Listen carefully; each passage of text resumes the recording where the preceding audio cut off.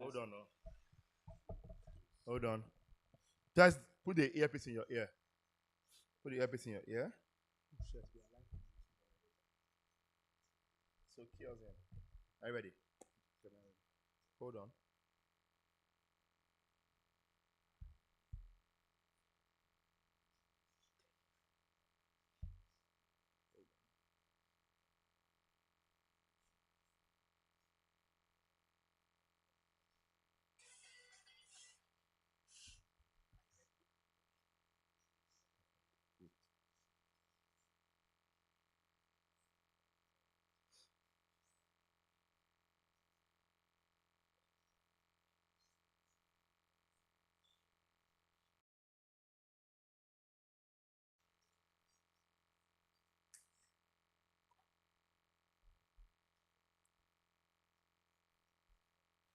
Hello, guys. Good evening, and welcome once again to my YouTube channel. And yes, we are here. We did it for the Super Falcons, and we're here again to do this for the Super Eagles of Nigeria. Yes, and the Super Eagles of Nigeria are doing battle at the Chan tournament, and their opening game is away to Senegal. Yes, the home-based Super Eagles. That's Super Eagles B. Director, it's confirmed that door is closed. That is the home-based Super Eagles, that Super Eagles B, are doing battle today against Senegal. And I know the first question that have been asked me already by AK Solomon is, good evening, Victor. Is this still the live match or watch along? So at this moment, I'm trying to wriggle away to find if people able to show you the live match side by side, this watch along. If people able, I'll show it. But for now, it's a watch along. I'm really sorry. Remember, I love my channel so much. You guys want my channel to be here. I do not have power for CAF to block the channel. Please help me close the Adobe app that is showing on this. But thank you so much, guys, and thank you for joining. Thank you for joining this live. I mean, people are going to join it. Let's go straight to it. I'm here also with Kelvin Ekirite from Bold Sports, and we're going to be talking about and dissecting this team for you 100%.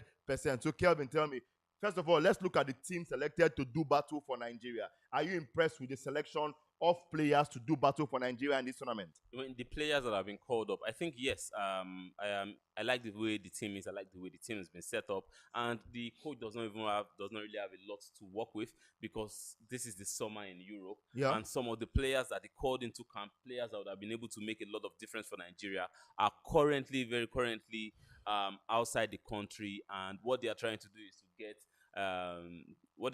is to get deals abroad outside the country. So a lot of them had to pull out. I think about 5 or 6 or 7 of them pulled out to go make deals happen for themselves in Europe. So it's been a really major concern. But hey, with the quality, the players that we have right now, I don't think it's that bad. We still have some quality. But if we had that 7, then I would have been very positive. We have been very positive. Okay, so I'll quickly walk. Sorry, Kelvin will quickly walk you guys through the team that is doing battle since it's our first live stream. Let's give you of all the players and their clubs that are doing battle for Nigeria at this tournament. Kelvin, whenever you're ready, please go. All right, so I think I have to be looking at it side by side because I have the list. Just if you could call the name, then I know for the goalkeeper we have goalkeeper Lawal Mustafa. He plays for Shooting Stars. In the starting lineup, we have the captain of the team talking about Junior Nduka. Junior Nduka plays for Remo Stars, and I'm trying to just skip through. Alimi is in front. Alimi plays for Remo Stars as well. I'm looking for the entire list of players doing battle. Okay, for the entire team that has been called up. The entire called up team. Not for the national. No, not for this game. Okay, so not for this game. Let me start from the beginning. Goalkeeper, we have Henry Ani plays for Eyimba. Nuruddin Badmus plays for Kwara United. Lawal Mustafa plays for Shooting Stars. The defenders, we have Sadiq Ismaila who plays for Remo Stars. Bankole Hafiz plays for Kwara United. Taiwo Abdurrafiu plays for Rivers United. Uzundu Harrison plays for Ikorodu United. Harrison Junior Ndukada is the captain of the team for Remo Stars. Ngegen Leonard plays for Ikorodu City. Stephen Mayo Egbe plays for Rivers United. For the midfielders, we have Adebayo Olamilekan who plays for Remo Stars. Hadi Aruna, one of my favorite players in the team, plays for Remo Stars. Otaniyi Taufik plays for Rivers United. Akoni Kudos, Remo Stars. Michael Tochukwu, Remo Stars. Alex Oyowa, Remo Stars. Forwards, we have Anas Yusuf, who plays for Nasarawa United, top scorer of the league in the just concluded season. We're about to start a new season, so it's going to be for the past season. Then we have Shola Adelani, Ikorodu City. Sikiru Alimi, Remo Stars. Temitope Vincent, Plateau United. Ijoma Anthony, Abia Warriors. Godwin Obaje, Rangers International. And Jabbar Malik of Remo Stars. Of course, you know the head coach of the team of the Super Eagles A, talking about Eric Shell, is also the man in charge of this team. I think that is my first question. A lot of people did not expect the man on your screen now, Eric Shell, to be handling this team. They expected that he would have left the team for Daniel Ogumodede and Fides Ilechukwu that qualified the team for the competition. What are your thoughts on that, Kelvin? No, I think why should he do that? He signed a contract, and the contract says that he is the coach of the national teams. That's Team A and Team B. And that's not just that. So he handles everything that has to do with both of the Super Eagles. And he's been very, very gracious to come in and handle the national team. I know this is what Genotro did not do during his time. But Sunday Olise, if we remember, during his time, though he left it for Salisu. Yes, he left it for Salisu. Then when the competition started, he came in and started work. But the moment the camp opened for the 2024 CHAN, Eric Shell was with the national team and he started with them. All of the training, we were both in the Kenya to see the training. That's something that you're seeing on your screen now. And he did a lot of work for them, tactical training. We're therefore, I think, some number of days, right? And we're impressed with what he did. The only problem that I saw back then, that I hope that has been corrected, is goal scoring, because I saw a lot of chances being missed by our players, and I hope that has been corrected going into this CHAN tournament proper, because we're going to be playing the defending champion Senegal today, and it has to be we have to start on a very, very strong foot, because that also sets us into what the competition will look like. If we lose this game, then it might be a bit difficult going forward. Okay, talking about the team as a setup, let's quickly touch on those that are going to do battle for Nigeria today in this competition. Why the director puts up the starting lineup on screen, so you get to see. Let me quickly walk you guys through the starting lineup and those that are going to do battle for Nigeria today. We have Mustafa in goal. We have Akoni in right back. And we have which Akoni is this? Akoni number 2. Akoni that he plays for Remo. He plays for Remo. Akoni plays for Remo, but yes. There's no way he Akoni gets to be right back. No, he's a midfielder. It might just be a numbering issue. Yes, it's a numbering issue. And number 1, Mustafa. Number 2, Jesse. Number 2, Jesse Akoni. Number 3, Jesse Unduka, which is the captain of the side. We have Ngenge that plays for Ikorodu United. We have Jabba. What does Jabba play? I don't have that information, but we have Jabba. We have Adedayo, Remo Stars player of the season last season. We have Ismaila, also from Remo Stars. We have Taiwo, we have Anthony, we have Tochukwu, and we have Sikiru Alimi. In the bench, we have Bankole Kayode, we have Manyo, Taufik Obaje, Uzondu, the amazing left back from Ikorodu City. We have Anas, the former top scorer, on the bench. We have Obaje again. Obaje appeared twice. Haruna Oyowa, Adelani left footer from Ikorodu City, crazy left footer. We have Vincent and we have Nudin. Where does Jabbar play, please? Let me quickly get that here. So Jabbar plays. I'm trying to look at my list. Okay, sure. But away from that, yeah. And yeah, Bankole is not Kayode Bankole. Is Kayode Afis that plays for Kwara United. So who is the second goalkeeper then? So we have 3 goal. No, who's the goalkeeper on the bench today? Let me see. There should be Ani on the bench. That has to be Kayode Bankole. That Bankole is definitely Kayode Bankole. I know there's only one Bankole in this team, but that Bankole has to be, because that is the only other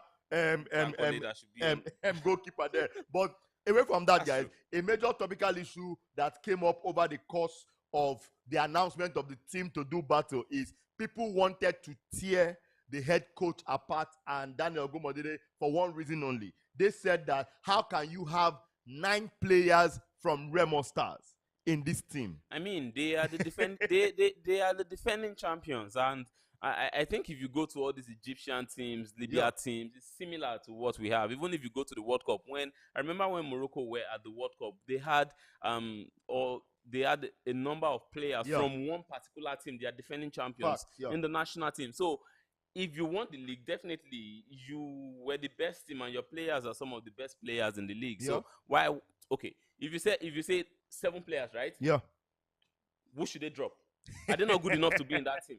Okay, so me, I have a counter argument for this, right? Remo Stars having 9 players, to me, is because of 2 things. Now, a lot of players were invited to this camp and they were eventually dropped as training goes on, right? Now, the team has done a couple of friendlies with Remo Stars, right? The coach has seen some interesting players, and as he's dropping players, instead of going all the way to Maiduguri to call somebody or to you, he just saw a good guy from the Remo Stars game, bro, come and play. Also, as crazy as this will sound, the tactics that are employed in training for Remo Stars, Enugu Rangers, and also Ikorodu City are very, quote and unquote, very modern and more in tune with what the coach is used to, right? So it's easy to pick players from these teams to fill up national team slots, because it's not as if you have to, okay, so respect to all of our coaches, though we have some coaches that have stuck to their old methods. You get training is one directional with them, but a lot of things have changed. But these clubs I mentioned have gone out of their way to ensure training feels different, right? So it's easier to pick a player from these places, right, to call up to your team and compete it. But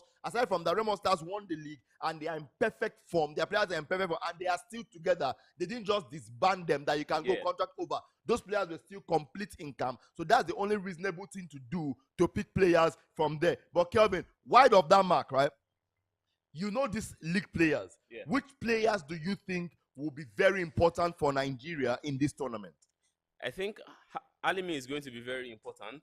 And I don't know why the choice of Mustafa as goalkeeper, because I think Ani is one of the best goalkeepers we have in the league. But the coach is the person that has seen them every time. He sees the players every time, and he knows who is best to Ani from Iyimba? Ani from Iyimba, yes, one of the best goalkeepers. On his day, one of the best. And when it's not his day. Going into this competition, he was the number one. Yes, sure, so he was. For the coach to decide to use Lawal Mustafa as number one, I think the coach must have seen something that we are not seeing, and I hope that he is correct. I hope he is correct in the end. So I just hope that the coach is correct. But if the coach is not correct, so our goalkeeper is going to be very, very important, because this is a competition we've never won. This is a competition that we've never won. This is a competition where we've struggled. I think the best that we did was a third place finish in 2012 or 2013, the Uzoenyi time, and so we want to go all out. The one we did that comeback against Morocco. Against Morocco.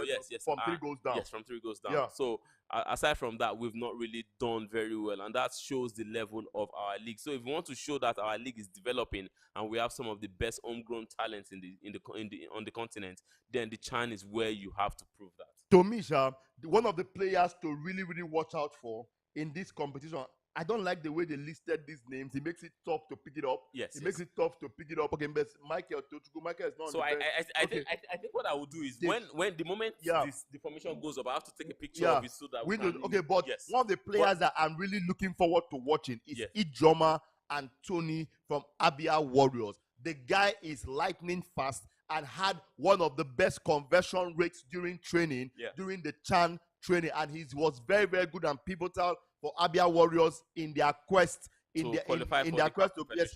himself, along with May something. There's another striker there, Megwo himself, along with Megwo, basically led the charge for Abia Warriors. But both teams are firing out at the moment. Exactly. I don't like how they listed this thing. I just saw.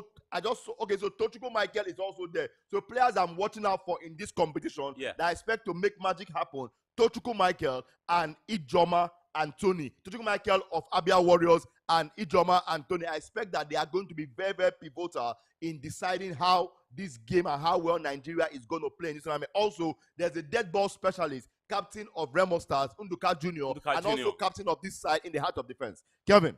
Nduka Jr. is a player that I've been very, very impressed with since I started watching him in the Nigerian Premier League, right? He's a player that's got confidence. He's a player that has played.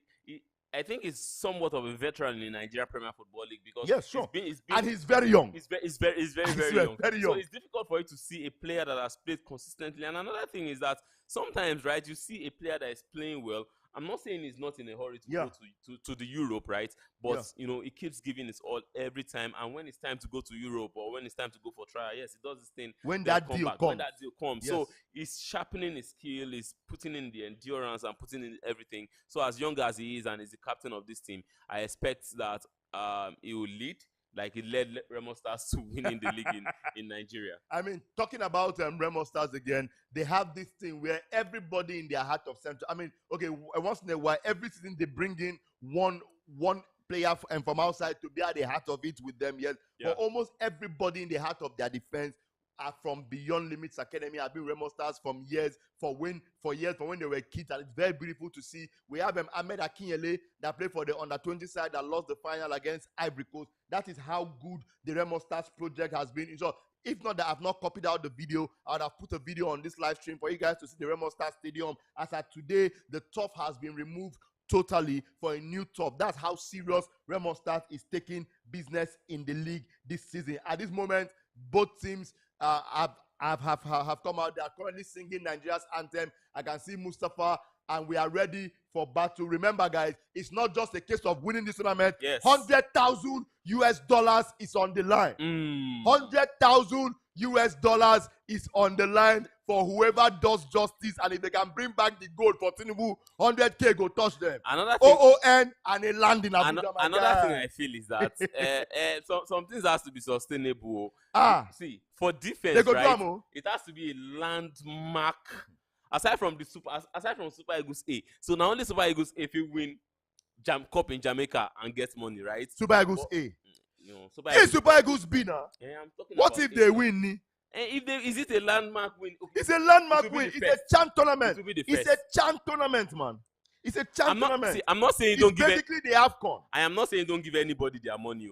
Give everybody money. Guys, if for any reason they don't give these guys their money, come and drag Kelvin. Senegal is going to be playing a 4-4-2 formation in this one. Samba and Golumbaye. They have Sek in number 4. They have Bonaventure, Amadou. They have Malik. They have Abubakar. They have Boye, Kane, Sheikh, and 2 other guys completing their starting lineup. But they are going with 4-4-2, 4 in defense, 4 in midfield, and 2 number 10 and number 9 up front. While we know what Nigeria is going to do, I can tell you for free. Alimi gets to be the joker in this side, definitely. But a lot of honors is going to rest on the speed and agility of Ijoma Anthony of Abia Warriors, an amazing player through and through. I have watched him. I still have a historic picture that I took after Nigeria versus Zimbabwe. He scored a goal. He scored a goal against Lobby Stars, ran to the touchline, took off his shirt, all bare, all nude, and he jack up power.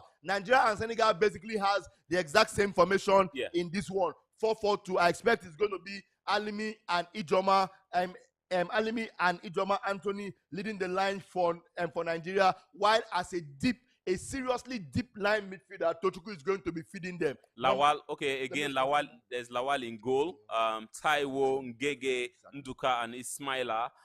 In the midfield, Jabbar, Tochukwu, Adebayo, and Akoni. And our forward players, we have Alimi and Anthony. So we have a big problem with this. Can I tell you why? Okay.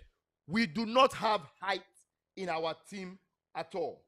Quick question. Looking at this substitution, when does Shola come into this game? No, so if you bring Shola into this game, a formation change has to happen. Because Shola does not play in a 2 up front, and he's not going to be that person to do a lot of defensive duties for you. Give him, he's talking about Adelani Shola of Abia War of Ikorodu City. Basically, crazy player. His assignment is point and kill.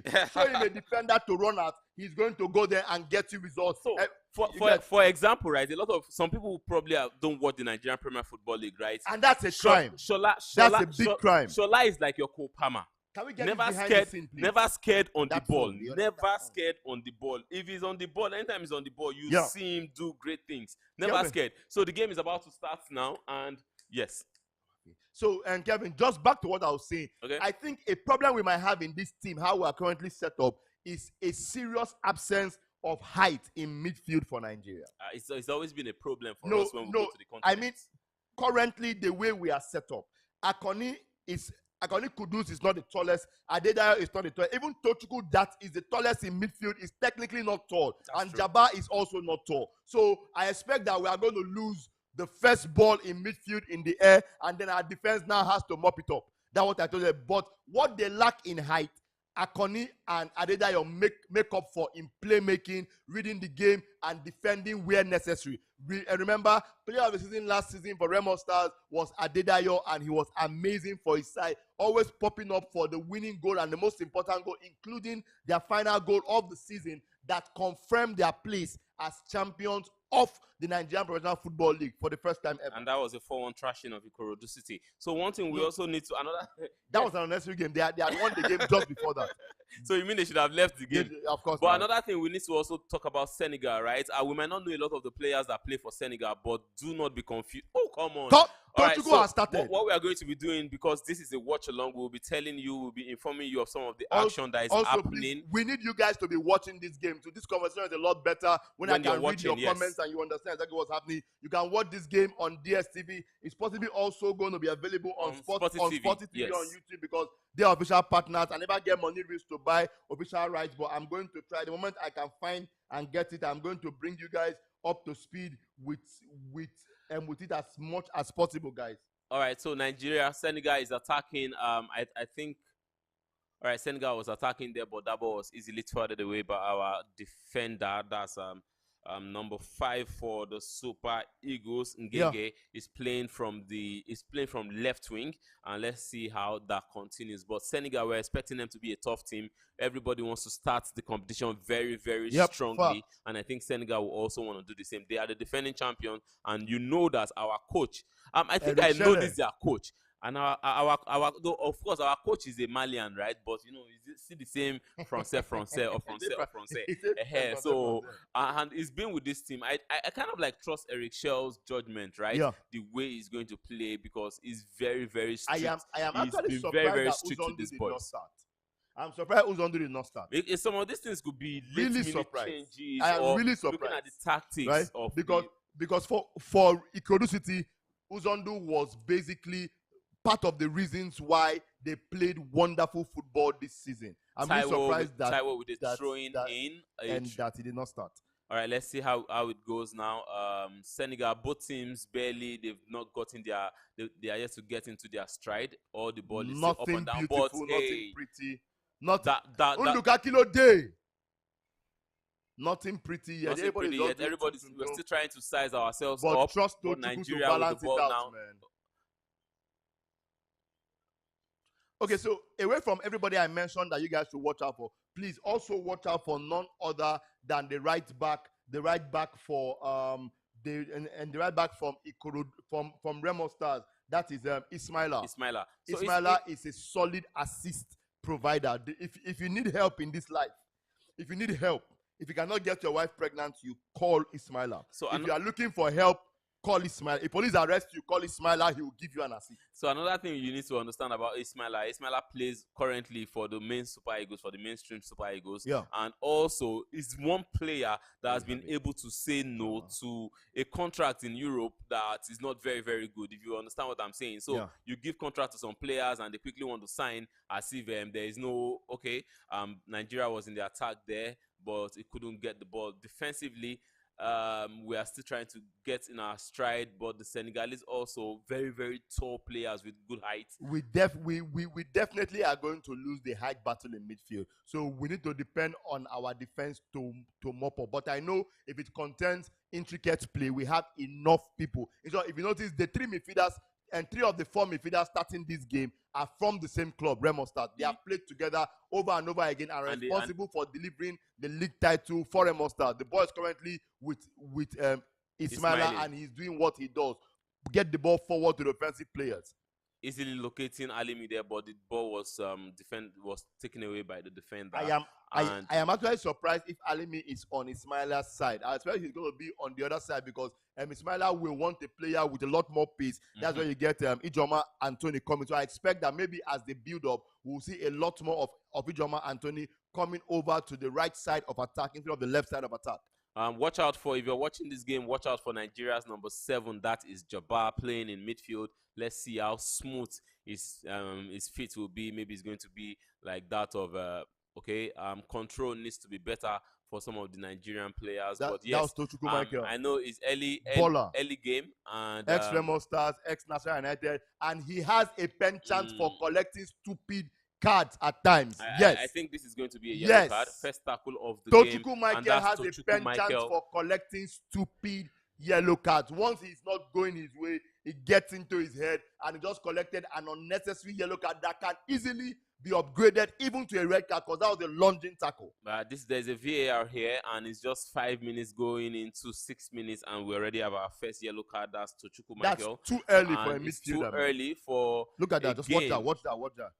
Whoa. Okay, not long. Yes, good. It won't be upgraded. Yes, good. It will not be upgraded. Not really off the floor. Yeah, it won't be upgraded for dangerous tackle. But hey, I think we need to be more careful. Tochukwu needs to calm down, my guy. The Senegalese players they're trying to get the ball, play from defense to forward, and I do not like how he left out. The Nigerian midfielder left that ball there. We need a lot more from this team, but we typically have not settled down at all. I expect Ismail to be at the same perfect. Oh, no, good catch from Mustafa. This is the goalkeeper for this Mustafa from Shooting Stars. Yes, Mustafa from Shooting Stars. Yes. See, he was practically arguably he was the best goalkeeper in the league last season. Yes. Yeah, the most number of clean sheets. Yes, he had the most number of clean sheets. Most number of clean sheets. Yeah, what I was saying was that Ani was the number one choice goalkeeper for the Chan team. But he had he had a very, very good season, very big season. It's not a small goalkeeper when it comes to attacking play from Nigeria, easily thwarted there. Senegal in the attack with I think enough men, not so enough. They have 2 players, but their winger is pacey. He's trying to buy a penalty there, but no, the referee said no. The referee is from Egypt. Is the player here is Gueye is on the floor inside the box, hoping that the game will be recalled. But no, nothing has been done yet. The referee is not thinking about going to the VAR. So the ball continues, play continues. Nigeria with the ball being run around in midfield is now with Sadiq. Sadiq sends the ball out to throw in because the Senegalese player is still inside the Nigerian box. Let's see if there was a dangerous tackle there that might lead to a penalty, but nothing has been said yet. The referee has not taken his hand to his ears yet to see if they are talking to him in VR. But they are going to show us the replay now, and we are seeing the replay. Not the penalty. Nothing going for there. Get the heck up, totally my friend. Nothing. It's purely shoulder to shoulder. Nothing totally there. Nothing. Let's see that. It's shoulder to shoulder. Yes. No. Let's see the way he landed. That is not a foul. I think he landed on his hand. I think the way he landed. That is his personal business. He can land anyhow he wants to land on his hand. But nothing at all. That Gueye, a very pacey player. He was running through from outside into the box, and the medics are here treating him inside the box. And referee has told them, take that boy outside, take it outside. So they are going to do that. He stood up, wants to. So this is the thing I have with players. See the way he's jogging.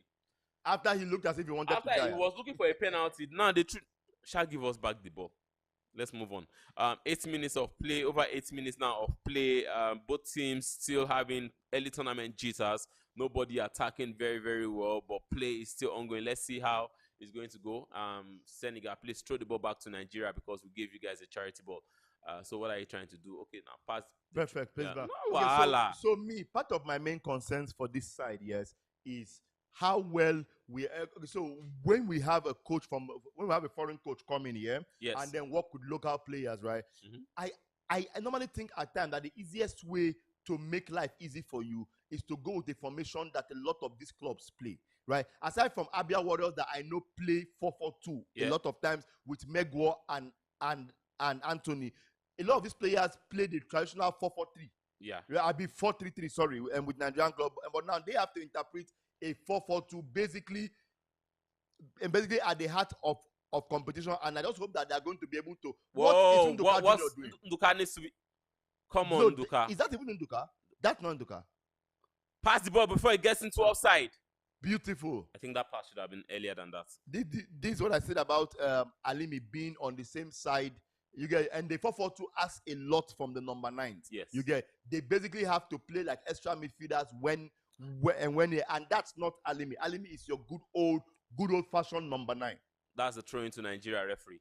Okay, so like what you said, and it's very, very noticeable. Anytime the ball is high up in the air and it gets to the midfield, the Senegalese always get the first ball and most times the second ball. So what we need to do is that if we can't get the first ball, let's always ensure that we get the second ball because we don't have the height in midfield. Yeah. So let's ensure that anytime that ball gets back, we get it 100%. The second one. It's simple, right?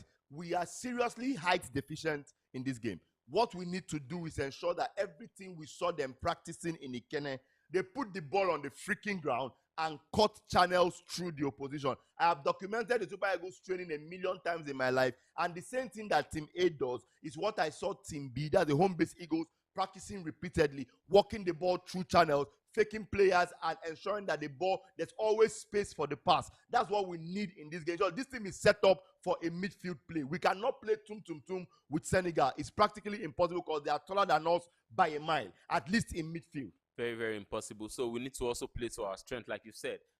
What the coach should have done is to go with the regular formation that we use in the NPFL. 3 players in midfield, 3 players up front, and let's have that running channel from both sides. But we don't have that now. So Alimi has to drop down to the wing, and Alimi is not the best player when it comes to wing play, right? So dropping down leaves just one player in the middle. So the coach has to do something. But let's keep watching the game. Let's see if the formation will change in game. Okay, so that you don't get confused at any point, we have 2 players sporting the exact same hairstyle in central defense, Ngenge and Unduka Junior. So when Kelvin said, when we said what is Junior doing, it was actually Ngenge because he was left-footed and doing his drive. So Ngenge is a left-footed center back. I like the confidence. I like the confidence. Yeah, sure, but that is he's not the one that did that drive, that famous drive against Lobby Stars that led to the goal. I think Ngenge even already has a deal outside in place for him. I have to confirm, but I think this is a player that has a deal with one of these guys in England. Ooh, a club in England. They probably just got relegated too. I will need to confirm that, but he's waiting to turn 18. He's waiting to turn 18, so he does his move abroad. Now Nigeria with the attacking play. Let's see of Ijoma, the pace and control of Ijoma. Kudus Akoni, come on, we can't be losing balls in midfield. We can't be losing balls in midfield. Again, we have not settled at all in defense. In defense, in midfield and in attack. Something has to give, right? And there's also no fear factor for Senegal at the moment. They are enjoying themselves. Now, raise your head and drop the ball for Ijoma. This is what I saw and the Chan team doing now, continuously in training, right? Yes. Get the ball, walk rings around the opposition and try to build up. Kudus Akoni just received the ball right now from Ismaila, drove up the pitch, beat a couple of men and brought the ball back into midfield for Tochukwu Michael, and then we start again, recycling it again from start to finish to see where it leads to. But I don't know for the life of me why Unduka Jr. tried to force this ball, and Tochukwu is again being cut out. Just to be clear, when he played for Sporting Lagos, and even when he played for Remo Stars last season, he is not that deep-lying midfielder. He's your classic attacking. If you remember, when the team list was released, a lot of close league watchers were asking who is going to play DM for the team. And I'm surprised that Tochukwu Michael has been asked to do that job. Tochukwu Michael is your classic central midfielder, attacking midfielder, but he is not your central midfielder, defensive midfielder. So it's very interesting to see how he keeps it neat and tidy, because Tochukwu does not do neat and tidy. Tochukwu always takes the extra step trying to beat the man, and that's always Tochukwu Michael. That should be a free kick to Nigeria. I don't know if the referee has given that. Throwing, I think. That was a dangerous tackle on Akoni from the Senegalese player, because it was really, really sharp. It was really, really sharp. And the referee should this is a West African game, right? So we know tackles are going to fly in, but the referee should try and control everything, because we don't want some of these players getting injured. This is summer, and the moment they are done, I expect a lot of these players to play very well in this competition and get good deals outside the country. I'm just reading a comment from an MPFL page. That's MPFL Undiluted. And the first comment that I opened it is, Tochukwu should just do the simple things and leave all of this lumber. The truth is, Tochukwu Michael is not your DM. He's not your Kante. He will take the extra touch. That's why a lot of people questioned the list when it was released for an absence of a pure DM. Tochukwu will take the extra touch. Yeah. He is not your DM. He's a central midfielder, attacking midfielder. He also the ultimate question is the extra touch he will take going to get us in trouble or not? But whether he will take it or not, he must take the extra touch. We can do nothing about it. That's very important. Throwing to Nigeria, not a free kick. And Sadiq Ismaila is with the ball now. Let's see, he has a very, very long throw. So aside from the fact that he's going to assist you to do anything that you Tochukwu has to be very, very careful. Again, because right? he's on a yellow card. Tochukwu again. Yes, he went with an elbow. Okay. That's Ngenge. Ngenge. No. He has very good. Come on now, Mustafa could not sort his feet out. A back pass from Ngenge, but he could not sort his feet out, and he got into a bit of trouble there. Oh, okay. So I'm seeing a link to this match. I'm seeing a link to this match on YouTube. Okay. I want to see if it's possible to find a way to bring it up to you guys. If I can work a way around it, I'll see if it's possible to bring this game up to you guys. The best I can do is just to check. If I can check, then what we'll do is that we are going to cue the audio, and once in a while we're going to put it over our voices and see where it's going to lead. But apparently that stream is approximately 1 minute 30 seconds or 2 minutes behind. So, that is the major problem for me. So we're going to be talking ahead of the live stream, which is the problem for me. But at this moment, Akonu Kudus with the ball, dispossessed, but he wins. It's not a train. I thought he won. Yeah, definitely he wins the train. He wins the train for Nigeria. But our midfield of Akoni Kudus, Adedayo, and Tochukwu Michael has not yet settled in this game. Please confirm the camera. Has not settled in this game. Pause and start. So throwing to Nigeria and Tochukwu Michael with the ball now. I don't like the position he's playing. He should be playing more. He should be playing further up the. Come on! He dominated the ball. And two players dominate the ball. Let's go, Adedayo. Game on. Our train. Nigeria's train. Throwing to Nigeria. Why is that throwing? Why is that throwing or a free kick to Senegal? He gave a free kick. Yeah, I think he gave a throw-in to Senegal or a free kick, one of them. But the ball is against the Super Eagles. Okay. It's a free kick. Yeah, that's a free kick. Definitely, he gave a free kick. I agree. Madera was a little bit rash in the tackle. But to me, though, the biggest problem we are going to have in this tournament is I think the absence of a pure DM. So he may end up converting Adedayo to the Tochukwu because he's the other person that I think has the positional discipline and ability to play CMF DM in this side. Kudus cannot play CMF DM. He's still your CMF AMF. Yeah, that's true. Oh my God. They easily passed our defense. Let's see.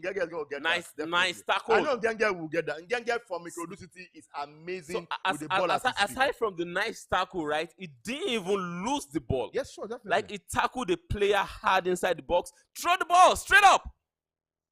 He cannot run. If you drop the ball for Alimi, he's going to lose it. If Alimi was with the ball, he can drop it straight for, to midfield. That pass should have been better. That pass should have been better. No, we are still in 6-6 and we are still at 6s and 7s in this game. Vis-a-vis how we control midfield. It's a big problem for us, quite frankly, a massive problem, I swear. Yeah, but this is a very, very high intense game between both sides. Everybody's being careful. Nobody wants to lose the first game of the competition. That was a good defensive that was a wonderful performance. Tackle. And the ball did not stay. He ensured he kept the ball. Like solid. I think it's Leeds City. Leeds City. It's Leeds United. Leeds United, yeah. I believe I'll comment with correctly, but Ngenge has a deal with Leeds United.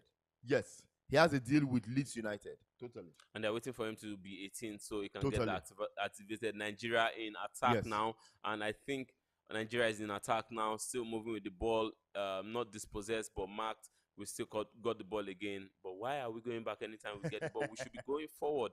We have players, 1, 2, 3, 4, 5, 6 players in front.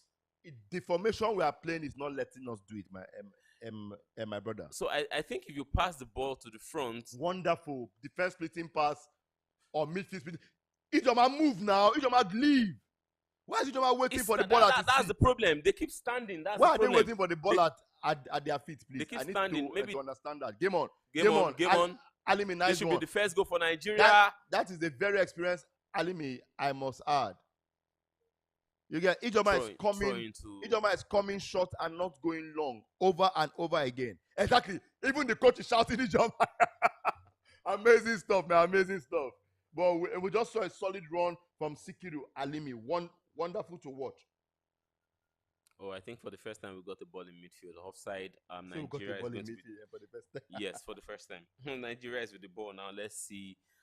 The first attack was carried out by the Super Eagles, but it came to nothing in the end. Yeah. There was no shot on target. There was no shot off target from that ball. But yes, it was good movement from Sikiru Alimi, and we would have just caught the Senegalese defense off guard there. Another thing is we need to be adventurous anytime we're going forward.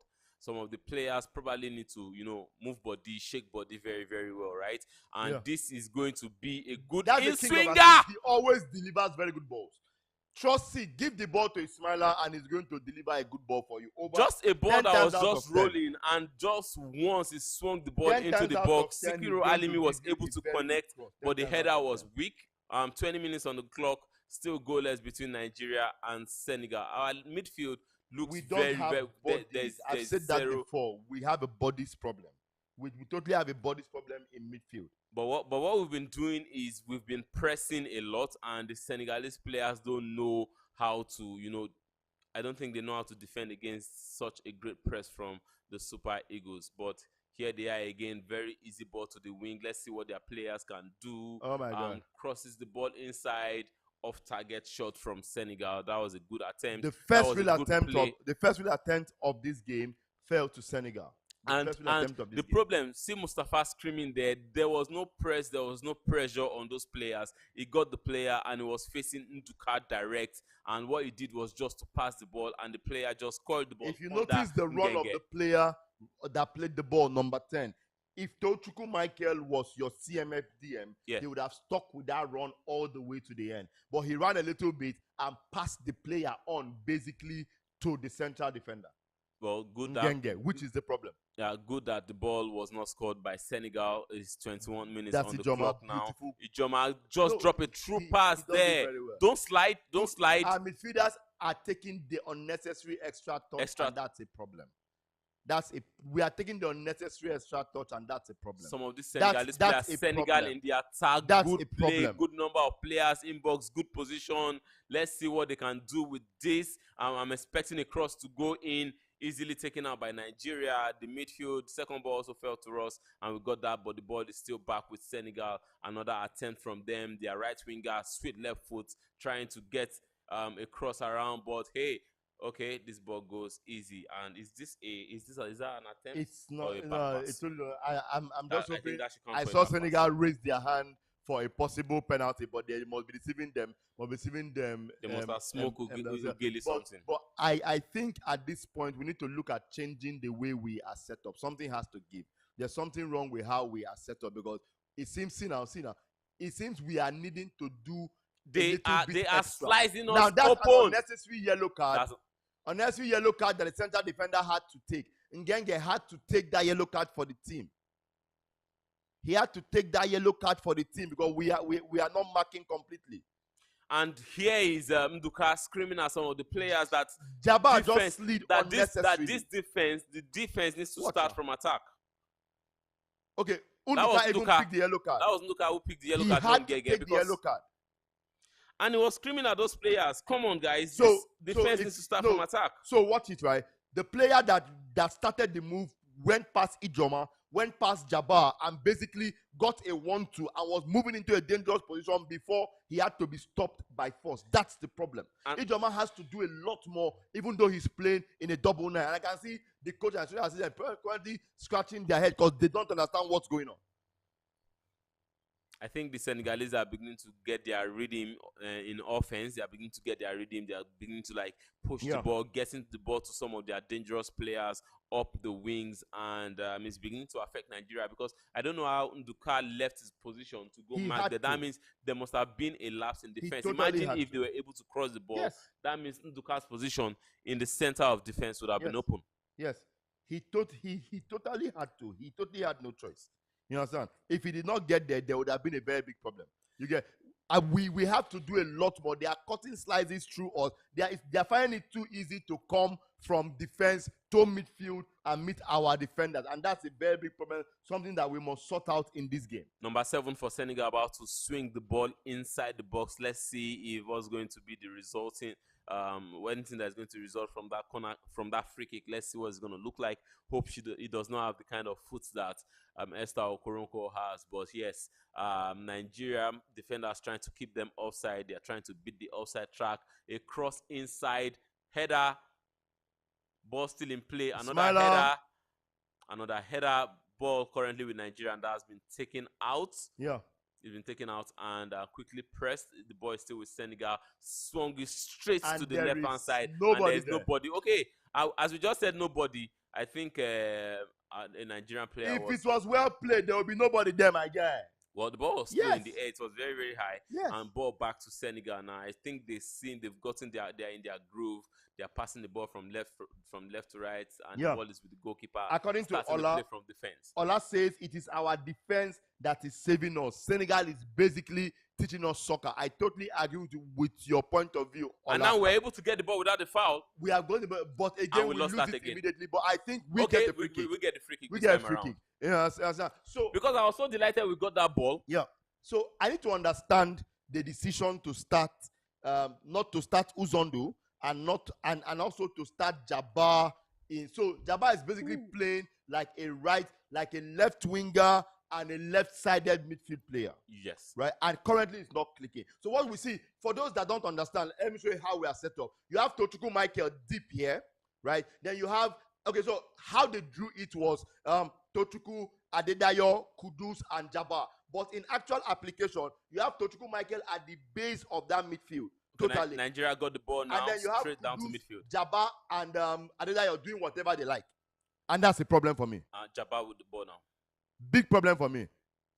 Great dribble, great pace. That is it. Drop the ball! Jabbar just got the ball, dribble past 3 players, and the moment to set to square a very good pass now, for Ismaila, he misplays it. Now let's move. Okay, good anticipation for the ball, but instead of meeting the ball, it decided to wait. Let's see. The ball has just gone to the Senegalese Ngenge again. Perfect in defense. Watch him drive up the pitch. Watch him drive up the pitch. See, he's not even interested in driving, and what he's been able to do. Like, let's get a chance. That is the pace of Ijoma I was telling you about, right? Okay, yeah. Ijoma is that fast.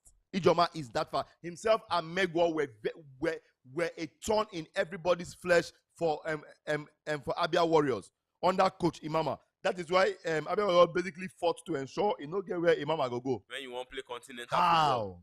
Tochukwu Michael with space. He handled request. He know they go anywhere. Both you and your request they crease. You can't take us to the promised. And then leave us at the door of the promised land. Yes, Adedayo with the ball for Nigeria finds Tochukwu Michael, who I think has no business being our deepest lying midfielder because he's probably still one of the most creative people on the ball on his maybe day. He's trying to play that position creatively, and I think he's been able to deceive the coaches because he's also a very, very physical player. So that is why they think he can play there. They are looking at his physical attribute and thinking, okay, this guy is not going to be bad. Which is why if you don't collect red card, join. And I just pray, say, as he just escaped 30 minutes, coach supposed done it. Maybe the coach already spoke to him, say, guy, you're on yellow card, no hard tackle. I'm sure there is no way Tochukwu cannot do hard tackle. He's done one. It's got. Let's see what that's offside. That's offside. You can leave and make go now.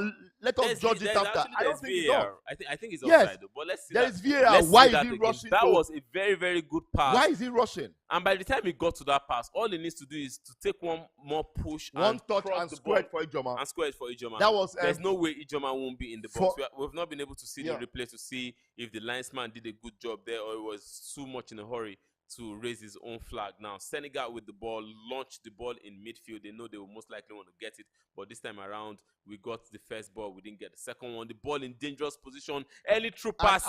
Our defense is cut open, and luckily for us, the Senegalese player decided to pick the wrong place to put the pass because De Bruyne.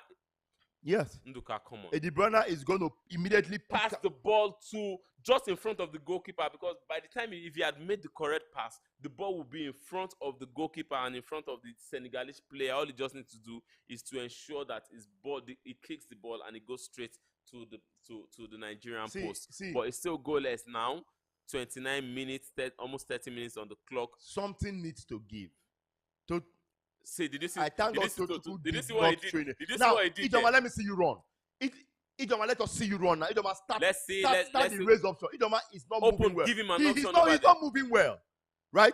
He's basically not moving well. Okay, a striker's ball. It's a goal.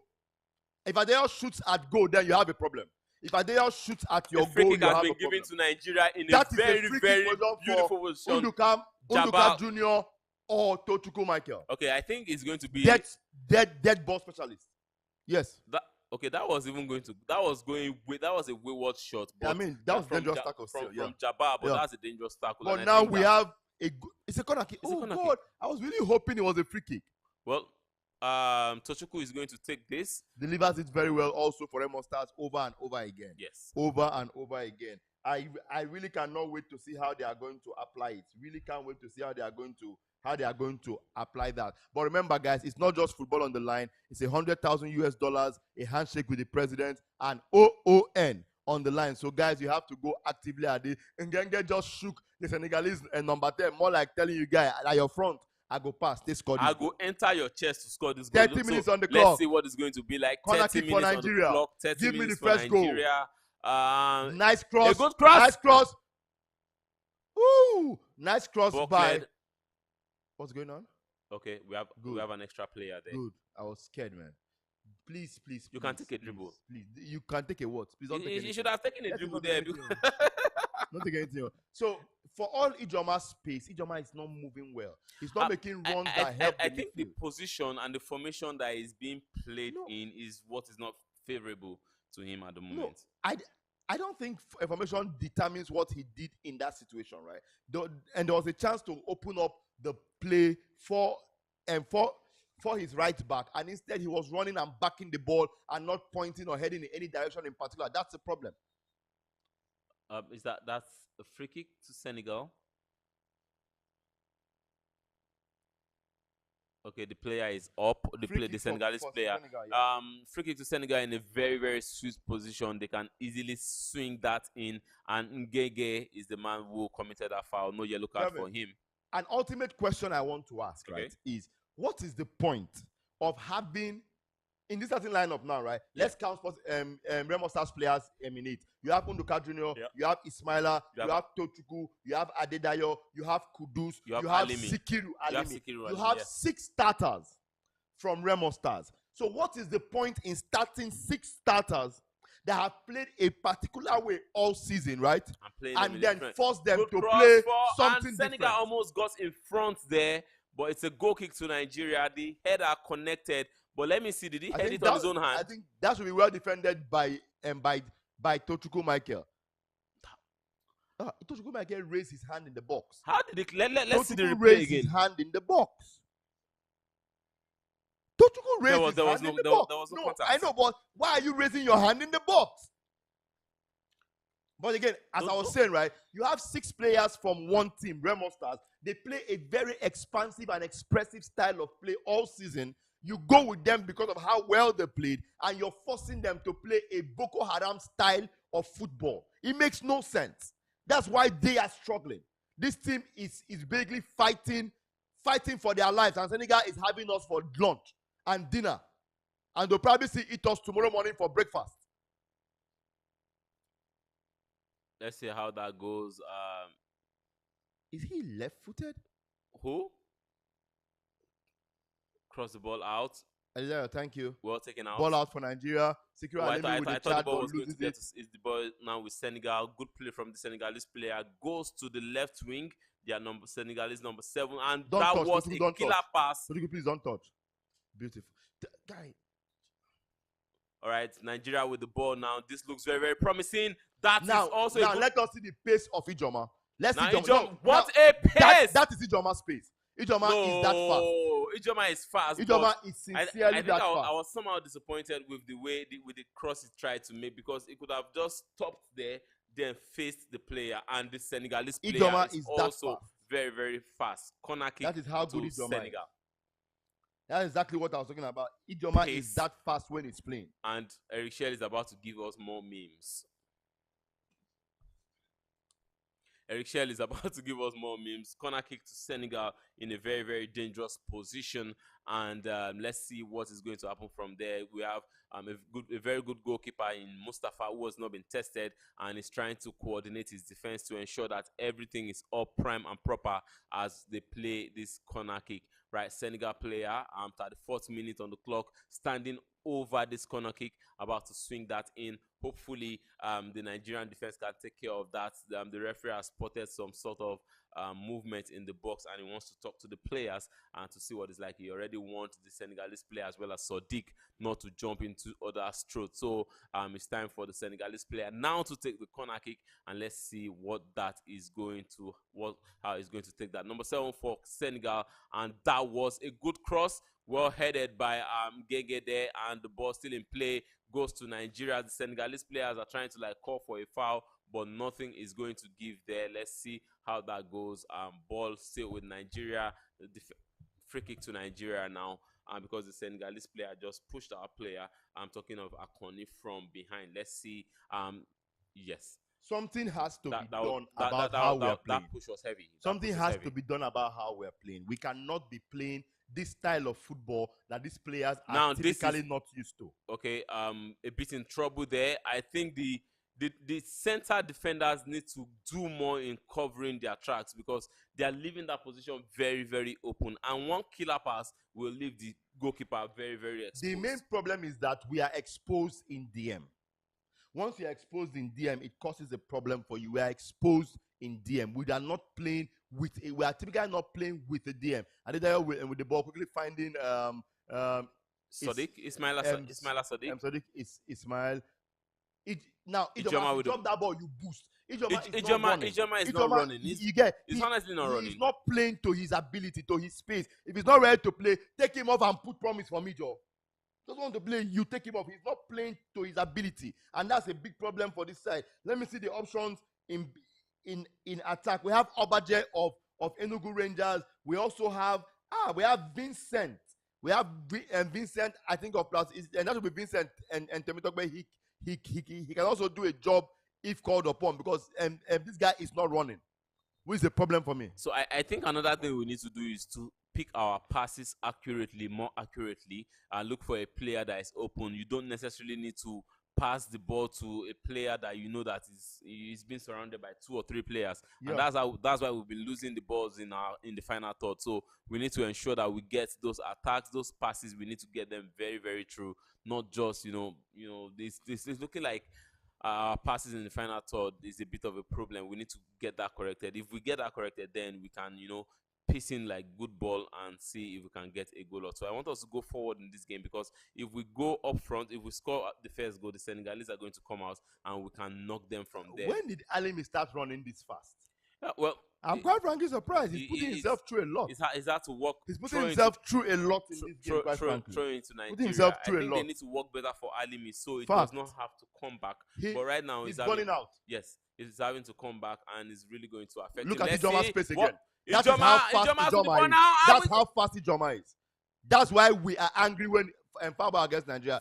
That's why we are angry when he's not applying himself and running as fast as he can. Mostly when we are looking for counter-attacking situation, because he's the fastest player in that team, mostly going forward.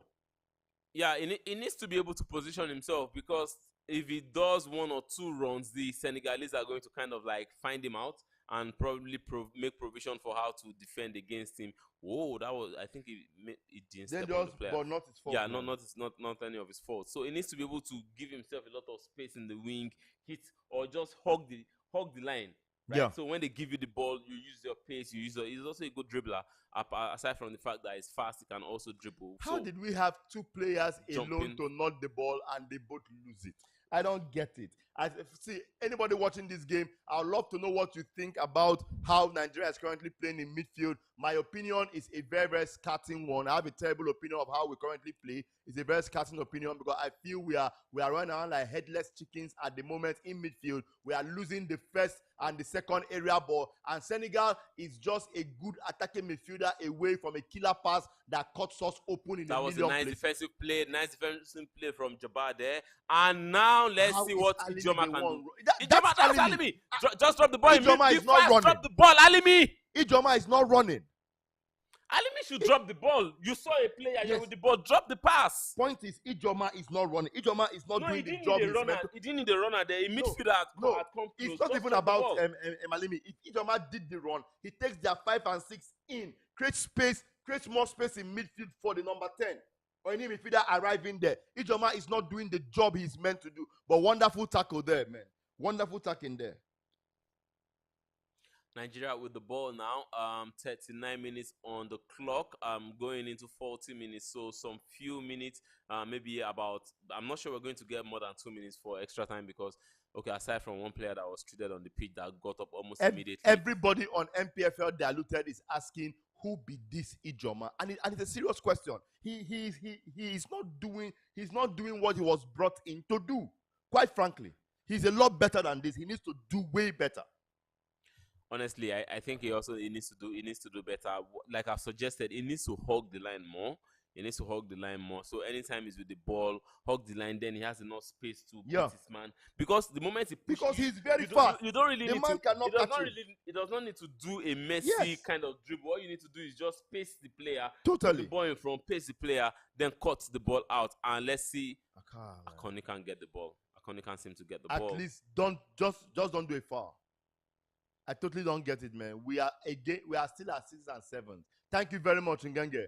Keep it moving. Ngenge is a very strong player, and any club watching him now, just from this game alone, I think he's going to get a contract. No, of course, no. A lot of these boys, a lot of them pended their deals to be done with this chance. Yeah. Those that could not pen their deals, for example, those that went to the Egyptian league, that could not pen their deals, like Xavier Isaac, have gone to their deals. But oh, come on, we are being cut open in midfield. Can somebody get that? Can somebody defend that very strong offensive play? We are being cut apart in midfield. We are being cut apart in midfield over and over again. Kelvin, what can we do to fix this aside from pouring pure water on Eric Shell's head like Mali did for him? So what I think we need to do is to get. So basically, I think we need to choke in our midfield. Go 4-3-3. Go 4-3-3 because this 4-2-2 is not working for us. We don't have players we don't have options in the wing where midfielders can easily pass the ball to when they are being choked. And we don't have. We're 4-4-2 is supposed to be a high midfield game, but we don't have that. We currently do not have that. I can't really point a serious absence of flair, and then this formation is not helping our players at all. I really want to know what was going through Coach Eric Shell's head when he chose this formation, bearing in mind the fact that we are very, very diminutive in midfield.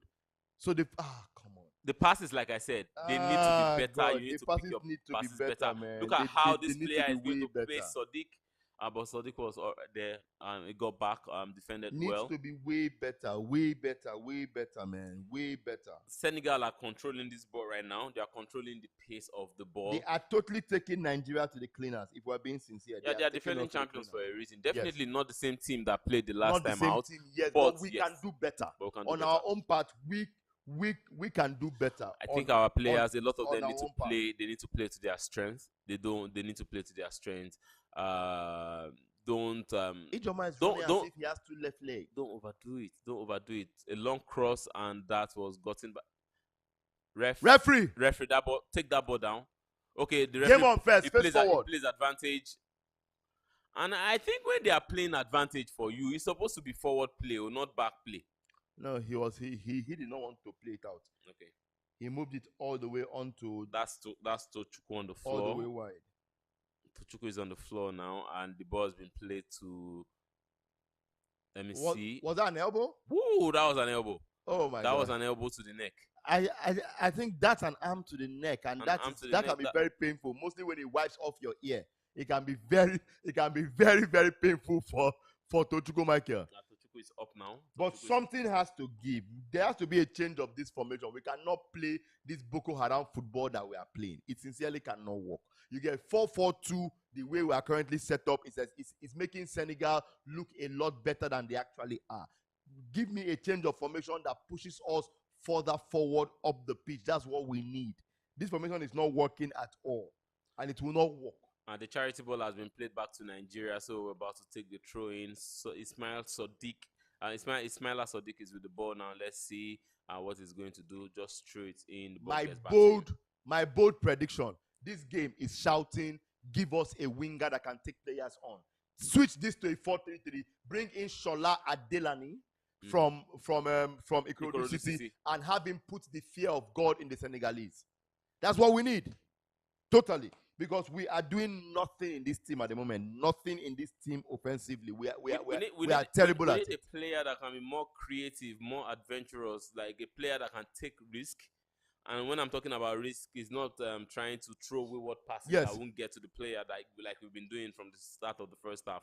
I mean players that can, look at a player very, very well and time their pass. See, both call for me going to the second half here. I will take off either Akoni or take off Jabbar, bring in Shola Adelani and play 3 in midfield, have Adedayo at the base of my midfield since we practically have no DM. Have Adedayo at the base of my midfield. Have Tochukwu Michael further forward, or have Jabbar base of my midfield. Have Tochukwu Michael and Adedayo form like a 2 AMF CMF situation, and then bring in Shola Adelani in number 7 to make magic happen. Please don't be injured. Just like I said, Ngenge. 2 minutes added time. Ngenge was on the floor. Our goalkeeper was with the ball. Ngenge fell to the floor and they've pulled him up. I think it has something to do with his hand, not with his leg, which is okay. I think he landed awkwardly. Yes, on his hand. But I don't see any goal coming for Nigeria in this one. And in the entire game, I don't see the way we're playing. Except we make changes. I also want to see Uzondu come in at left back, because going forward, he offers a threat like no other person offers. And so some players have not been able to see. I've not seen Jabal in this game. After the first, another Nigerian they have player, all been on holiday, my guy. Jabal has not. Anthony is on the floor. Please, if you are watching this game, I want to hear what you think. I've been complaining throughout. I want to be sure I am not running mad. The Nigerians are that everybody's seeing the exact same thing I'm seeing, because we don't seem to be performing at the level we should be performing at this game. And left to me, I know we yab and we harass the home base players a lot, but let us be clear. This first half performance is not on the home base players. It is on the formation selected to be played by Coach Eric Schell. Ijoma is not running again. Ijoma is coming short. Did you see that? He's coming short. He is not stretching. He's not stretching their defense. Yes, he's not. Ijoma of Abia Warriors is not stretching this team's defense, and that's a problem. The referee should be able to pick a foul for no reason. There's no reason to blow that as a foul. Ijoma needs to do better. No, I'm not saying Ijoma has probably been. He's made our offense look weak because he's not doing the simple things he's supposed to do. Which is a problem. Halftime now, goalless between Nigeria and Senegal after 45 minutes of play, and not the best of start for us in terms of what is on the clock. Goalless, I like that result at the moment, but when it comes to overall gameplay, it's not been the best for us. We've struggled in offense. Defensively, we've been okay, but in midfield, our midfield has been close to non-existent. Then our forward also, Ijoma has not been doing his work very, very well. But one player that has done well up front, holding play very well, is Alimi. But the ultimate question is, where did we get it wrong, Kelvin? Tell me, where did we get it wrong? So I don't think we've gotten anything wrong yet. It's still the first game of the competition. This team is going to grow into the competition, but for us to grow properly, we don't have to lose this game. Senegal is a strong side. They have a very, very strong league. We also have, like, when it comes to Africa, our league, in the eyes of a lot of people, is not the strongest, right? Yeah. But we know that we have the quality, we know we have the talents, and we know that we can pull off upsets when we go out to play. But yes, I think we're playing against a very, very good side that is also but we are making them look better.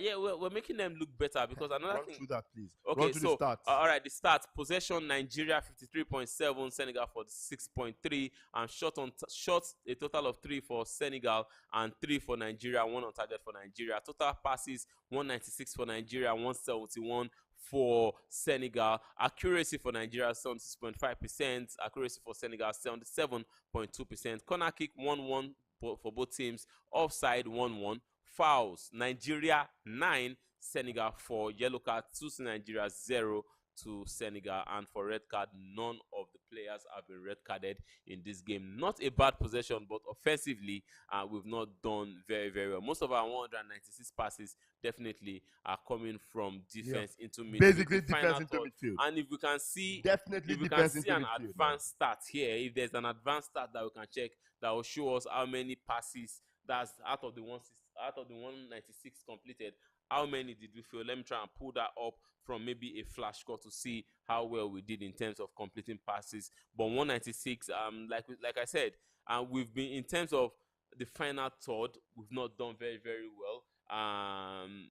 Tochukwu, of course, is on a yellow card. Alimi is doing well, but we need to do better in terms of the way that we attack our opponents. To me, this half is totally on Eric Schell. My personal opinion, you have 6 Remo Stars players in this team, and then you went to pick a formation from Kano Pillars.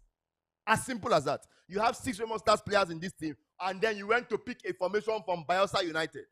You went to bring a Boko Haram-inspired formation to this team, and that's a problem for me. A big problem, right? You have players that play with flair, play with a lot of movement, and you are asking them, and you are asking them to make a lot of sacrifice and be doing a lot of jamboree football, and it doesn't work. It doesn't work for me at all. It makes no sense. So I'm looking at the advanced stats from Flash Score. So the total number of passes that we had was 196, but we completed 150 to Senegal, who had a total of 171, but they completed 132. The completion accuracy rate for both teams is 77%, and ball possession here is 54 to 46. And Senegal has an XG of 0.12, Nigeria 0.6. So the XG here gives it to Senegal to be able to score ahead of us. That's but it's expected. It's expected. That's half the time, right?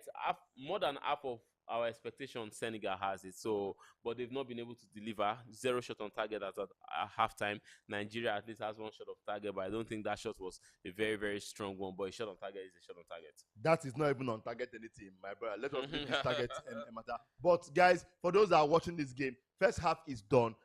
Senegal versus Nigeria. Our first game in the home base AFCON. That's the CHAN 2025 tournament, and Nigeria has not yet come to the party. Senegal has looked the better, though the stats do not say it, but on eye test, Senegal has looked the better side by a country mile in this game. They are more organized in attack, more organized in midfield, while we have been at 6s and 7s in midfield and attack, and that's something that we need to put heads together as a nation, as a team, and fix, because at the moment we are not doing the duty and the due diligence that we should be doing. And left to me, it all points down to the formation selected by our head coach Eric Schell. Remember, this tournament we qualify via Fidelis Lechuku and Daniel Ogumodede, but the head coach of the side, Eric Schell, is taking this team at the tournament. And my major problem with this, however, is that the boys are being made to play a different style of football than what I think they are personally used to, or that they can show their best side. And this also does not look like what we did in training, because at no point I watched a couple of their trainings at Ikene, and at no point in these trainings did this team play with 2-point men. It was always more midfielders, and then one person out wide, and one person in number 9. They never tried it out with 2 up front. Let's see what the coach is going to do in the second half. So aside from speaking with the players and shouting on the players, another thing we expect is to make tactical changes in this game. The midfield needs to be better, because the midfield controls the attack, and it's also one of the points where you also start your defense from, because your number 6 also plays in the midfield. So then we need to see. So what time do you think? Do you think you should make the changes almost immediately, or should he just wait into maybe 10-15 minutes into the second half? Oh no, personally, a couple of things have to change immediately, right? First thing needs to change for me is a change of formation. My hands are in the air. I want an immediate change of formation, and then take off. I would have said that it should be a Kone Kudus. Okay. But I understand if you take off Tochukwu Michael instead because of the car. But Tochukwu Michael comes with an X factor he cannot shake. Why Akoni Kudus comes with a running that Tochukwu can never match. So yes, take off Akoni Kudus. Move Adedayo to the base of midfield. But Tochukwu Michael has a yellow card, and he's been known to be rash. X factor. If you have a dead ball in this game, if it is from the angle of a left footer, that is Tochukwu Michael's ball to take. If it's an angle of a right footer, that ball is totally Nduka Junior's own to take. In fact, as I watch this midfield today, I have one almighty question. Yeah. How in God's name was Tosin of Ikorodu City not invited to this team in midfield? Their left footer that wears number 3. What was Tosin? Was never invited. No deal abroad? No. No, not yet. How was Tosin of Curiosity not invited to this team? That's one of my biggest questions. Tosin is actually a very, very solid player. And if you're looking at the way Ikorodu performed last season, a lot of their players came to the party. Uzondu, a lot of them really, really came to the party to make this happen. I swear.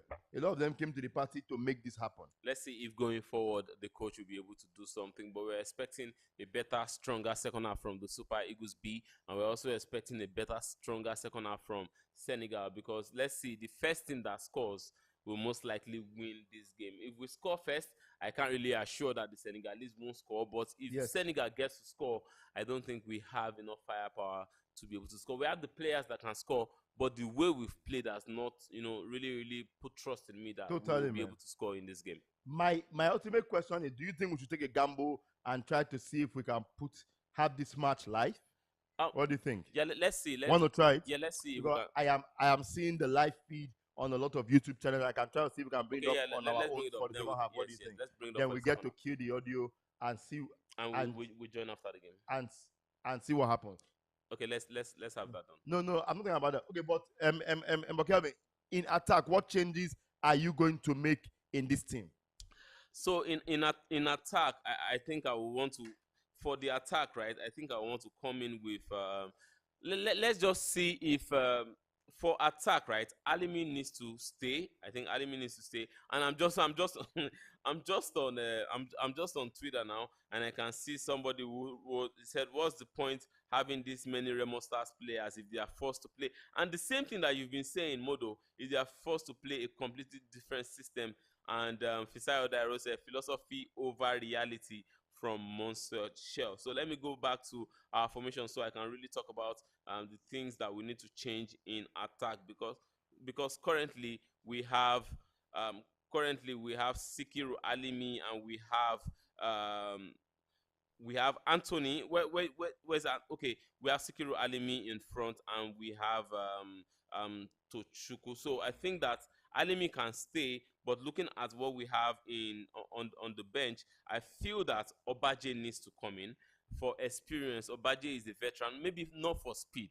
Obaje does not have the speed, but is a good goal poacher. Any ball you throw into the attack, Obaje will always try and see if he can score. If he can score that. But aside from that, I feel that we need a situation where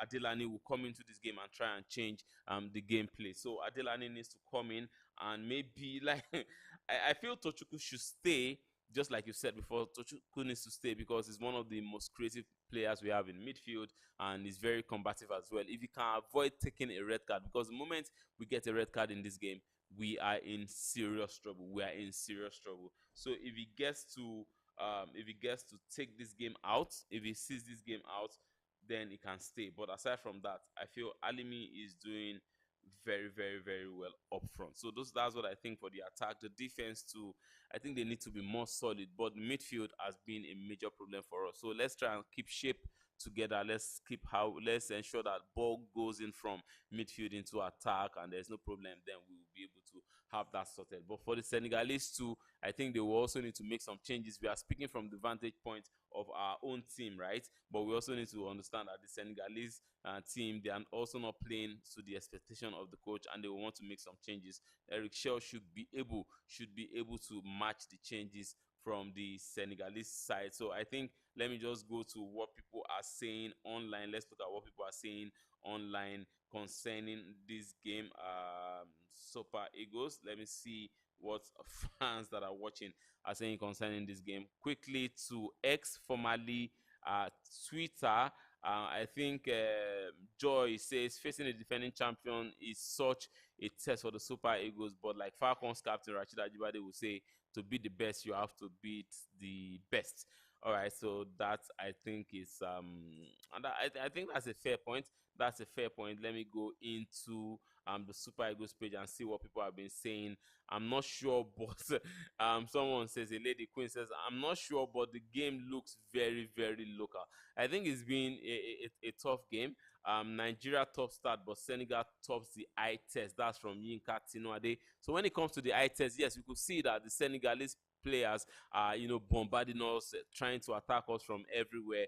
But the statistics says otherwise. But from eye test, definitely, Senegal are doing best. No shot on target for first half. Make these people no cost my over 0.5. Oh. So, Victor, what's over 0.5? That means the team has to score at least one goal, right? So I think there will be a goal in this game. And UST Samsung, I said, whoever made the selection of players, I don't want to say this online. He said Eric is even, I don't want to say that again. Um, then somebody said Jewel of the Most. I said una for no like collect 100k USD.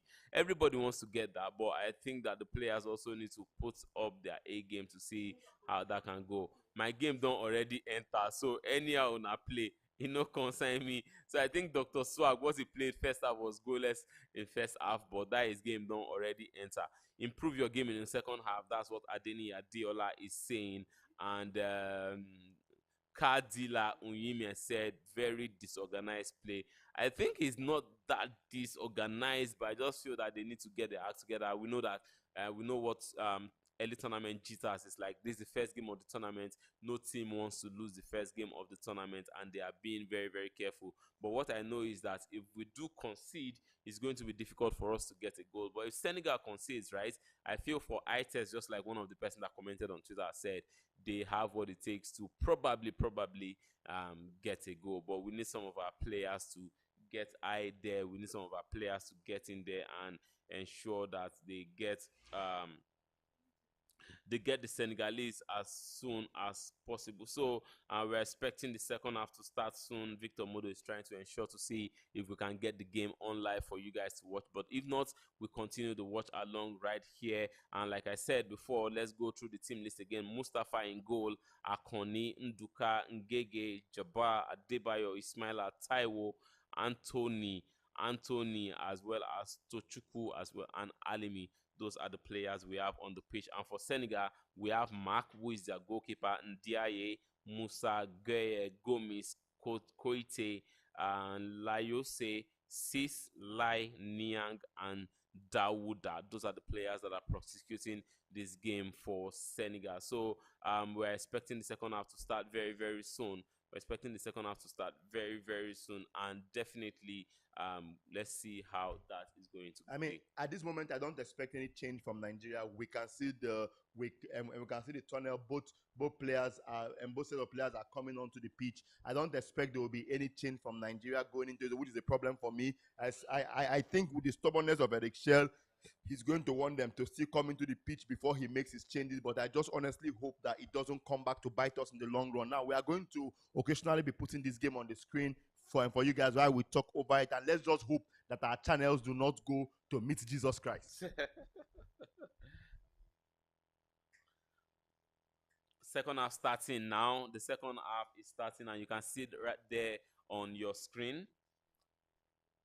Still the same formation. Nothing has changed. No substitution made by the coach. No substitution has been made. So the game is still going to continue that way. Let's hope that the second half is going to bring good results for the Super Eagles.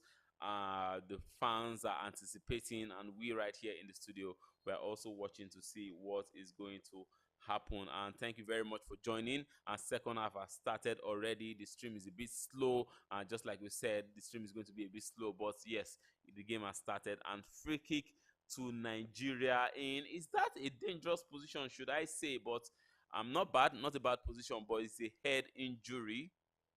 The head injury. And let's see the player who is down. That is Alimi. Hand on the head, on the ear, maybe. Not okay. The hand is heavy. Not an elbow, right? That's not an elbow. These players. You look at players, the way they scream, and you're like, why are you screaming so much?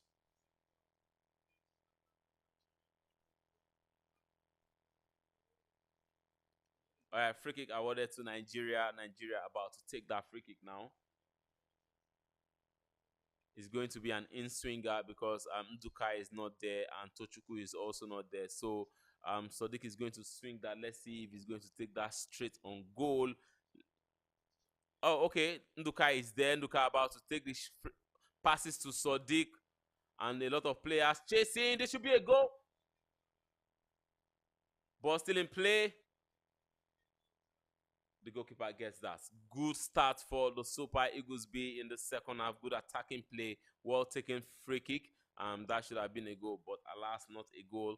And let's continue play. Senegal currently with the ball, attacking with so much pace, so much swagger, and they were able to get that. The player beats Sadiq, crosses the ball in the box, and a header, and the ball goes wide.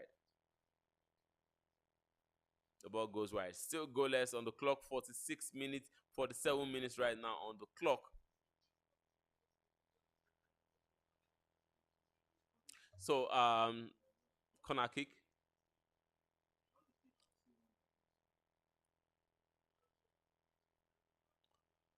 All right, so now there is goal kick to Nigeria. Our goalkeeper Mustafa stepping on the ball now, about to take it. No substitution to report, just like I said when we started the second half. 47 minutes of play, and the Senegalese players, okay, we easily got that back, and they got the ball is back with Senegal. Free kick given to Nigeria for a foul on Jabbar. Jabbar is Nigeria's number 7, and is still on the floor after the kick holding his face, but is gradually getting up now. Anthony. The foul was from Koite. Not a dangerous play. Strong attack, but not a dangerous one.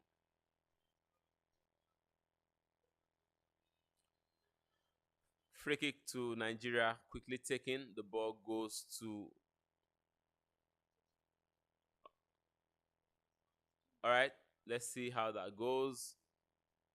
Jabbar with the ball now. Jabbar moves swiftly, and the ball goes to Tochukwu. Tochukwu gets the ball to Sadiq. Sadiq gets the ball back to Nduka Jr., who puts it to Ngege. The ball gets back to defense. From defense to forward, we lost the ball, got it back. Ball still with Nigeria now, chipped up front, and the Senegalese players easily cleared that out. Ball back to Nigeria, and in midfield. Okay, all right, so the boys, Senegalese players definitely going. Throw into Nigeria. And Eric Shell is kind of like surprised that what's going on. It's been rough right now. It's been rough in midfield. Everybody's just jumping at each other. It's been very, very rough. Senegal with the ball now. Wayward pass from them. Ball won't go to throw in.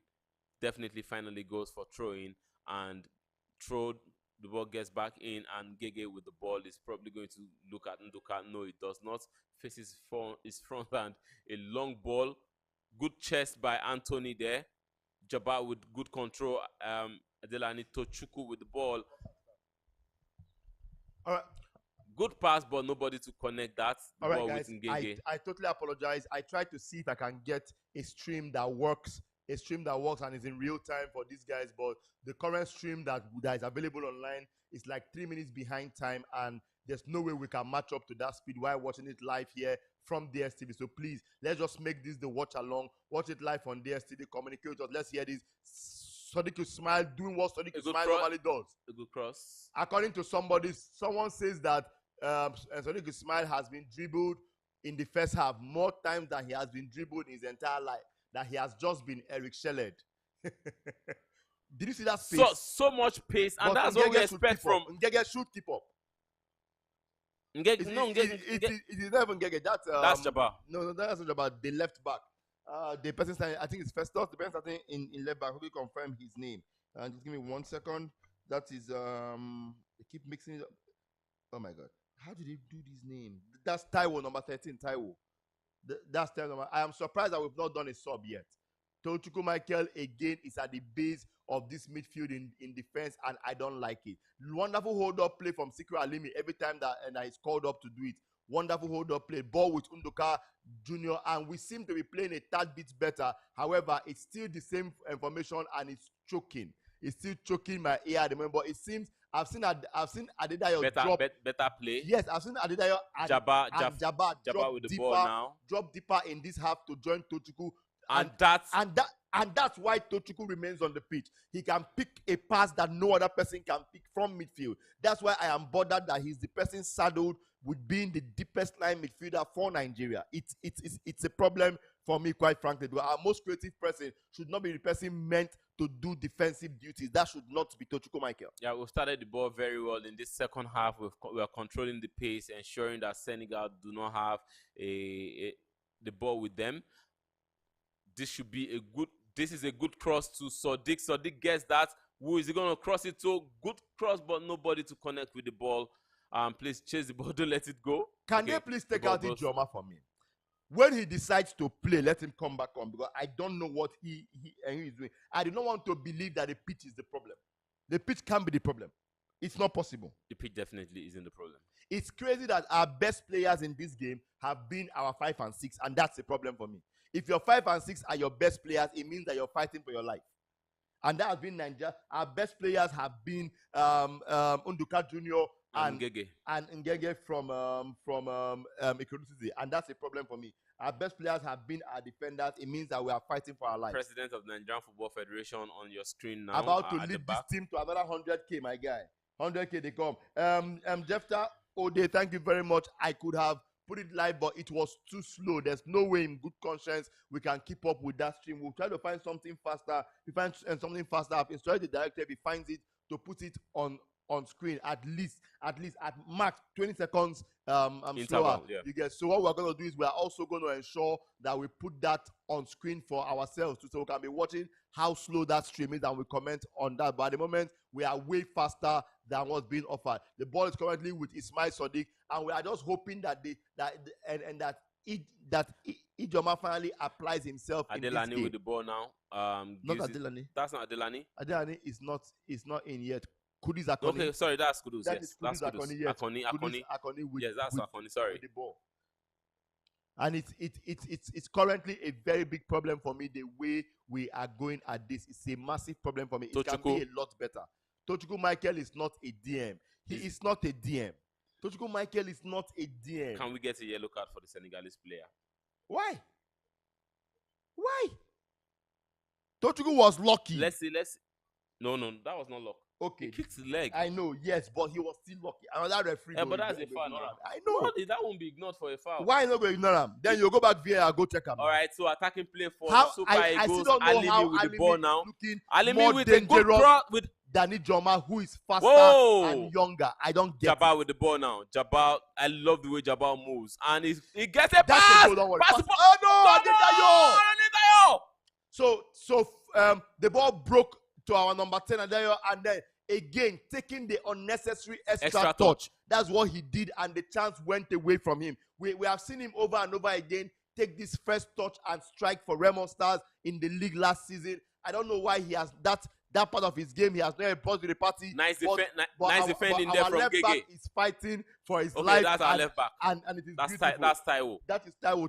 And Taiwo is holding his own against the number 7 for Senegal that has been a nightmare. That's why at this moment, it's not. At this moment, I think we desperately need Shola Adelani in this game. It's not offside at the moment. VAR will have to confirm that. Why is that not my number 10? No, that's offside. The flag has been raised. No, you get full flat for there. No, of course, but if he's not sure, he cannot do it. No, he can't do it. He wasn't sure. He wasn't sure. I think he was. Look at it now. Look at it. I think he was running. Look at that, man. That's close. It's not offside.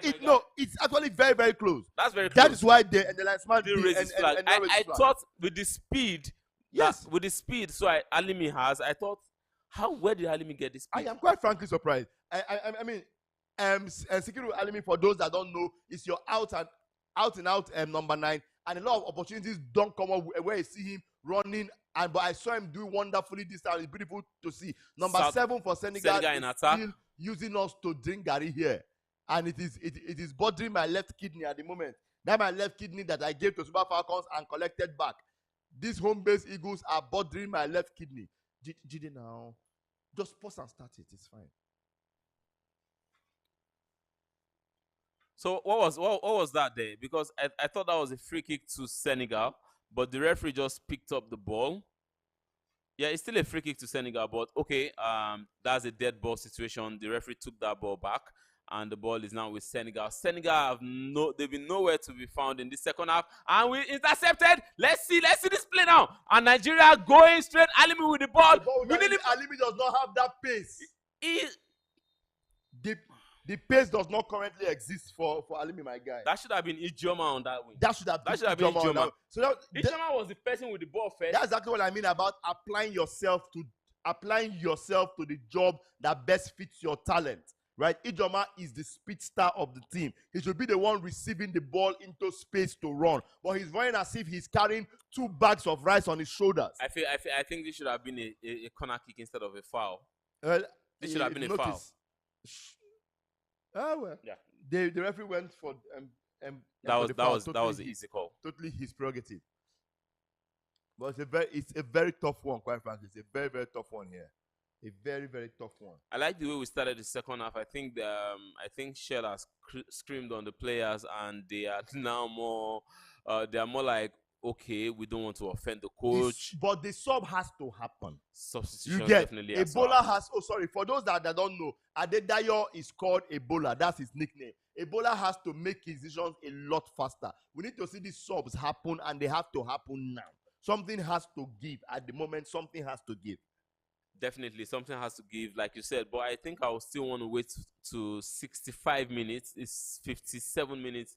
58 minutes on the clock now. So I'm going to wait till maybe like a 65 minutes if I'm the coach to make substitution. I will make this change, because we've started the second half better. The second half has been better. So let's hold this and see if we can make something tactical. We need to be able to effect proper change, not just substitute for no reason. I don't see why 2 Nigerian players will be going for the same ball. Ismaila, Kudus. Now this ball, I need it to bounce. Then it goes. That is Sikiru again. That's Sikiru again. Do you understand my problem now? Yes. Right? Our fastest number 9 should be the person onto the loose ball. Over and over again. If Ijoma does not want to play, let him come outside. If he doesn't want to play, let him come outside. And Ijoma is there basically because of his speed. Yes.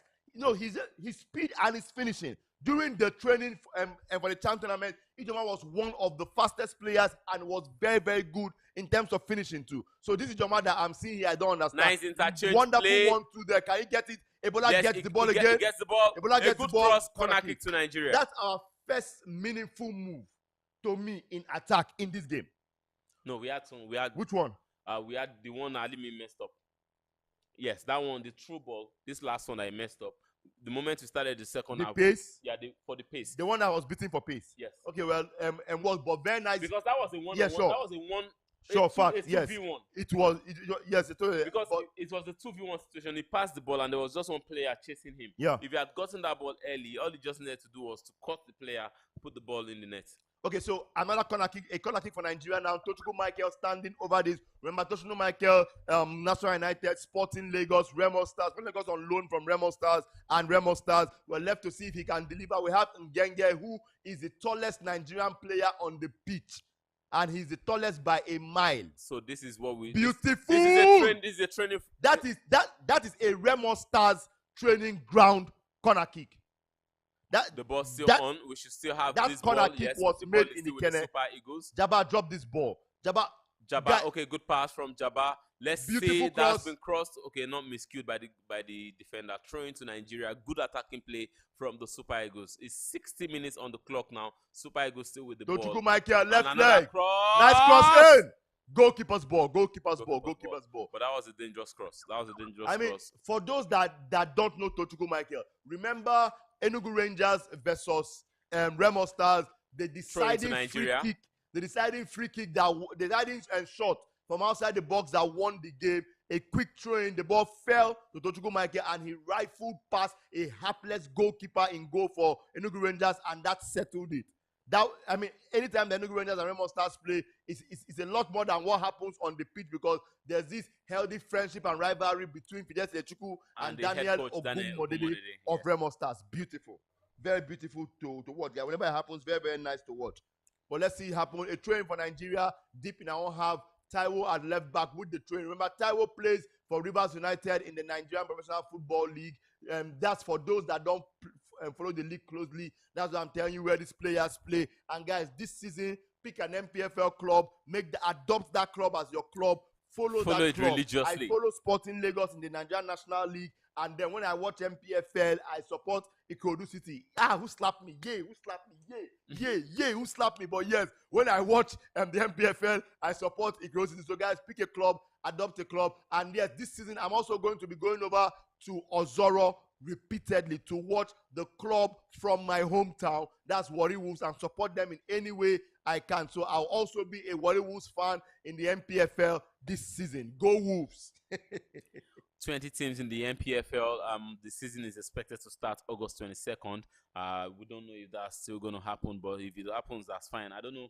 The Remo Star Stadium, do you think it will be complete before then? No. Because it's going to be a season banger between Remo Stars and Rivers United to start the season. Okay, so I expect that the first game of the season for Remo Stars, if they stick to schedule and they don't change it, will be played in Abeokuta. No, they can't play in training pitch. We played in Abeokuta because, and like I said earlier, of course, their training pitch is even better than a lot of the. No, but you can't play there because of an absence of the stand. And like I said earlier, Remo Stars have taken up their entire pitch and they are renovating it totally ahead of the next day. A totally new turf is being installed, new technology, a proper hybrid pitch is being installed in the main bowl of the Remo Star Stadium. Let's see how this goes. Ijoma chasing. That's Jabbar chasing the ball. Ijoma is sleeping on the bicycle, my guy. Ijoma is sleeping on the bicycle. Come on. Man. Is the free kick given out there by We Jabbar? need these changes to happen now. These subs have to happen at this Yes, point. around the time I said 65 minutes. It has to happen it's around now. time. Let's see what Shell does. We need these changes you see, if we plan to win this game, we need to make changes now. Because I think it's going to be sad if we probably draw or lose this game because we've not been so terrible. Aside the moment we got in from the second half, since the start of the second half, we've been okay. Yeah, we've been okay from the start of the second half. So I don't think we've been terrible. So we shouldn't lose this game. And I think our left full back that is defending against the number 7, that's Taiwo defending against the number 7 from Senegal, has been very, very good. Let's see what we can make from this. Alimi will always get the ball. Now let us see Ijoma run. With the ball now. Ijoma, I Gets need you good to pass. run. Ijoma, God. Totuko had to slide in again. Totuko had to slide in. Totuko had to slide now in. That's a good this cross. This will be a beautiful cross, don't worry. Let's see how it goes. Will always deliver. Again. I'm surprised. How? That's the first wayward cross that I've seen. It's not a wayward from Ismail. No, it's a wayward cross. He's surprised. I think it took so much time. He should have taken a touch. He should have taken a touch. He had time to take a touch properly. He had enough time because there was no time to take a touch. Every player was expecting him to take the touch one time. He had time to take a touch. Because he had set up to take that cross one time. So what he should have done was to push it again, then coil the ball properly. Yes, he had enough time to take a touch. This is crazy. He had time to take a touch. And you know, we are talking about Ismaila Sodiq, defender for Remo Stars, plays for the mainstream Super Eagles. He started the game between Nigeria and Ghana at the Unity Cup in London. Also started the game against Jamaica. Yeah, he started the game against Jamaica at the Unity Cup. And he was very, very good in both games. Just to be clear, he was very, very good in both games. He provided an assist in the first game for Sikiru Alimi. Was it Sikiru Alimi? Was it Sikiru? I know Sikiru did not get a goal. The first goal was this guy scored. What's his name? Celtic. So Celtic. Desas. Desas. He provided the assist for Desas to score that. For Desas, definitely. For Desas to score that goal. So he's an assist king when it comes to the MPFL. I think he had about 12 assists last season. Yes. Yeah, like 12 assists last season in the MPFL. Great player he is, and is somebody who knows. Okay, our defenders, I think they've been able to sell themselves. Sikiru Alimi. I think our best player in attack has been Sikiru Alimi. Definitely. Ngenge. Bola, no, don't worry. Now, Bola, touch him back. Now, advance forward. Ngenge, watch him advance. He's still with the ball. He will go all the way, don't worry. Beautiful ball. Our best players in this game have been our 5 and 6. That shows that we have a problem. I think our 5 and 6 man of the match definitely today is going to be Ngenge. Or if they don't give it to Alimi. Alimi has been very, very. It cannot be Alimi, man. Alimi, in terms of not scoring, yes, but in terms of holding up to play, being attacking. Beautiful. Tochuku Michael. See, like I said, Eric Shell has taken a Remo Stars, a team. Now, let's see what this attack is going to. Remo Stars players, and he's forcing them to play football made in Sambisa Forest. That's a problem for us. Jabbar with the ball now. Quick Jabbar interchange of play gets with it down to Michael. Taiwo. Bad control from Taiwo him there. miscontrols the ball. Terrible, man. Very, very, very terrible. Bad control. That's a very, very tough one there. I think the next live we're going to do, I'm going to be inviting Victor Emmanuel Onu. He's a seasoned commentator and works in a radio station. I'll invite him in to come and take lead in commentary and walk us through the game, while what we do is we just interject and we provide color commentary in this one. If you're watching this, Victor Emmanuel Onu, I need you to come on. Is he online? Yes, sure. I need to come on our live. So the next watch along that we're going to do, we are going to have Victor Emmanuel Onu come and take points. He's a strong follower of the NPFL. Yes, He's exactly. always at almost every game. A lot of games with commentaries. And with Remo Star, when Remo Stars play, he's mostly always there. So we'll have him come and run points as the lead commentator for our next watch along. So guys, stay tuned for that. You're really going to love Emmanuel Onu when he talks. Back to the game. Free kick. I think that's to Senegal. Koite trying to pull up. Okay. Nigeria should have that free kick because our number 13, that's Taiwo, is on the floor. I think Koike is trying to talk to his teammates, get them to ginger up. The medical team is on the pitch for Nigeria to try and see how they can remedy the situation for our number 13. Man, I'm quickly following up on what we'll go ahead. Finally, so subs are about to happen. We have Taiwo coming off. Jabbar coming off for, let's see. Uzondu from Ikorodu City is about to make his debut for Nigeria. It's left to see who's going to be replacing, but that's a beautiful thing to see. The left back, Ikorodu City deserves their flowers. I won't say this in public. I'm a Sporting Lagos fan, so this is not public. This is just me and my immediate family on YouTube. They deserve their flowers. They went and they did serious research and they found boys from the lower divisions that are able and strong enough to play the league, and they used them to play in the MPFL last season and they delivered. Taiwo is injured and coming off. In short, long overdue. That bros don't stop at number 7. Don't carry and run around this pitch. But he don't mark well now. No, of course he has held his own against him. I understand, but he has finished his race. Yeah, he has run his race. Yeah, he has run May his race. come rest. Please come rest. We have Uzondu coming on for Taiwo. I can also see Temitope going to jog, meaning that we're also expecting an attacking sub to happen very, very soon. But Uzondu of Ikorodu City makes his debut. He would not have believed that we are going to be saying this when he played for Ikorodu City last 2 seasons in the NNL and last. Yes, he personally will not believe it if you told him. But it's beautiful to see. Senegal in the attack, good defense. Jabbar beating Uzondu with the ball with the block and gives away corner kick. Also, I expect to see corner kick duties change hands from Tochukwu to Uzondu. Well, that's assuming that he's designated, because Uzondu has a very wicked left foot. I remember against Kano Pillars, they beat Kano Pillars 4-0 and they scored from 3 set pieces. It was the craziest thing I have seen in football, and that was abysmal from the Kings of the North. 3 corner kicks, 3 goals. Corner kick to Senegal now. Senegalese number 13 trying to do an Arsenal run around. The Senegal number 7 is about to take this to swing the ball. They're trying to okay, good Mustafa, one. let's go. Ijoma, where's Ijoma? Just wait. Where's Ijoma? This is my problem. No, you need to. You don't reach to flog Ijoma. You get. If Ijoma does not want to play, come on. He's the fastest player. I don't know why Jabbar is the one chasing. He should be the one leading that break. I don't know why Jabbar is the one running when it should be Ijoma. Ijoma has not been able to find his feet in this game, and it's very, very disappointing. Guys, please, fans of Abia Warriors, am I the one overhyping this brother? Because I have seen him play a couple of times. I saw him train, and he was beautiful. Nice win from Jabbar. Good pass. Ball gets to Ijoma. Ijoma run. Then Jabbar, like the way Ijoma is not running. Ijoma is not running. That ball that he caught back, he should have boosted it. No, he was facing his other side. No. Was he facing it? Yes, he caught it back.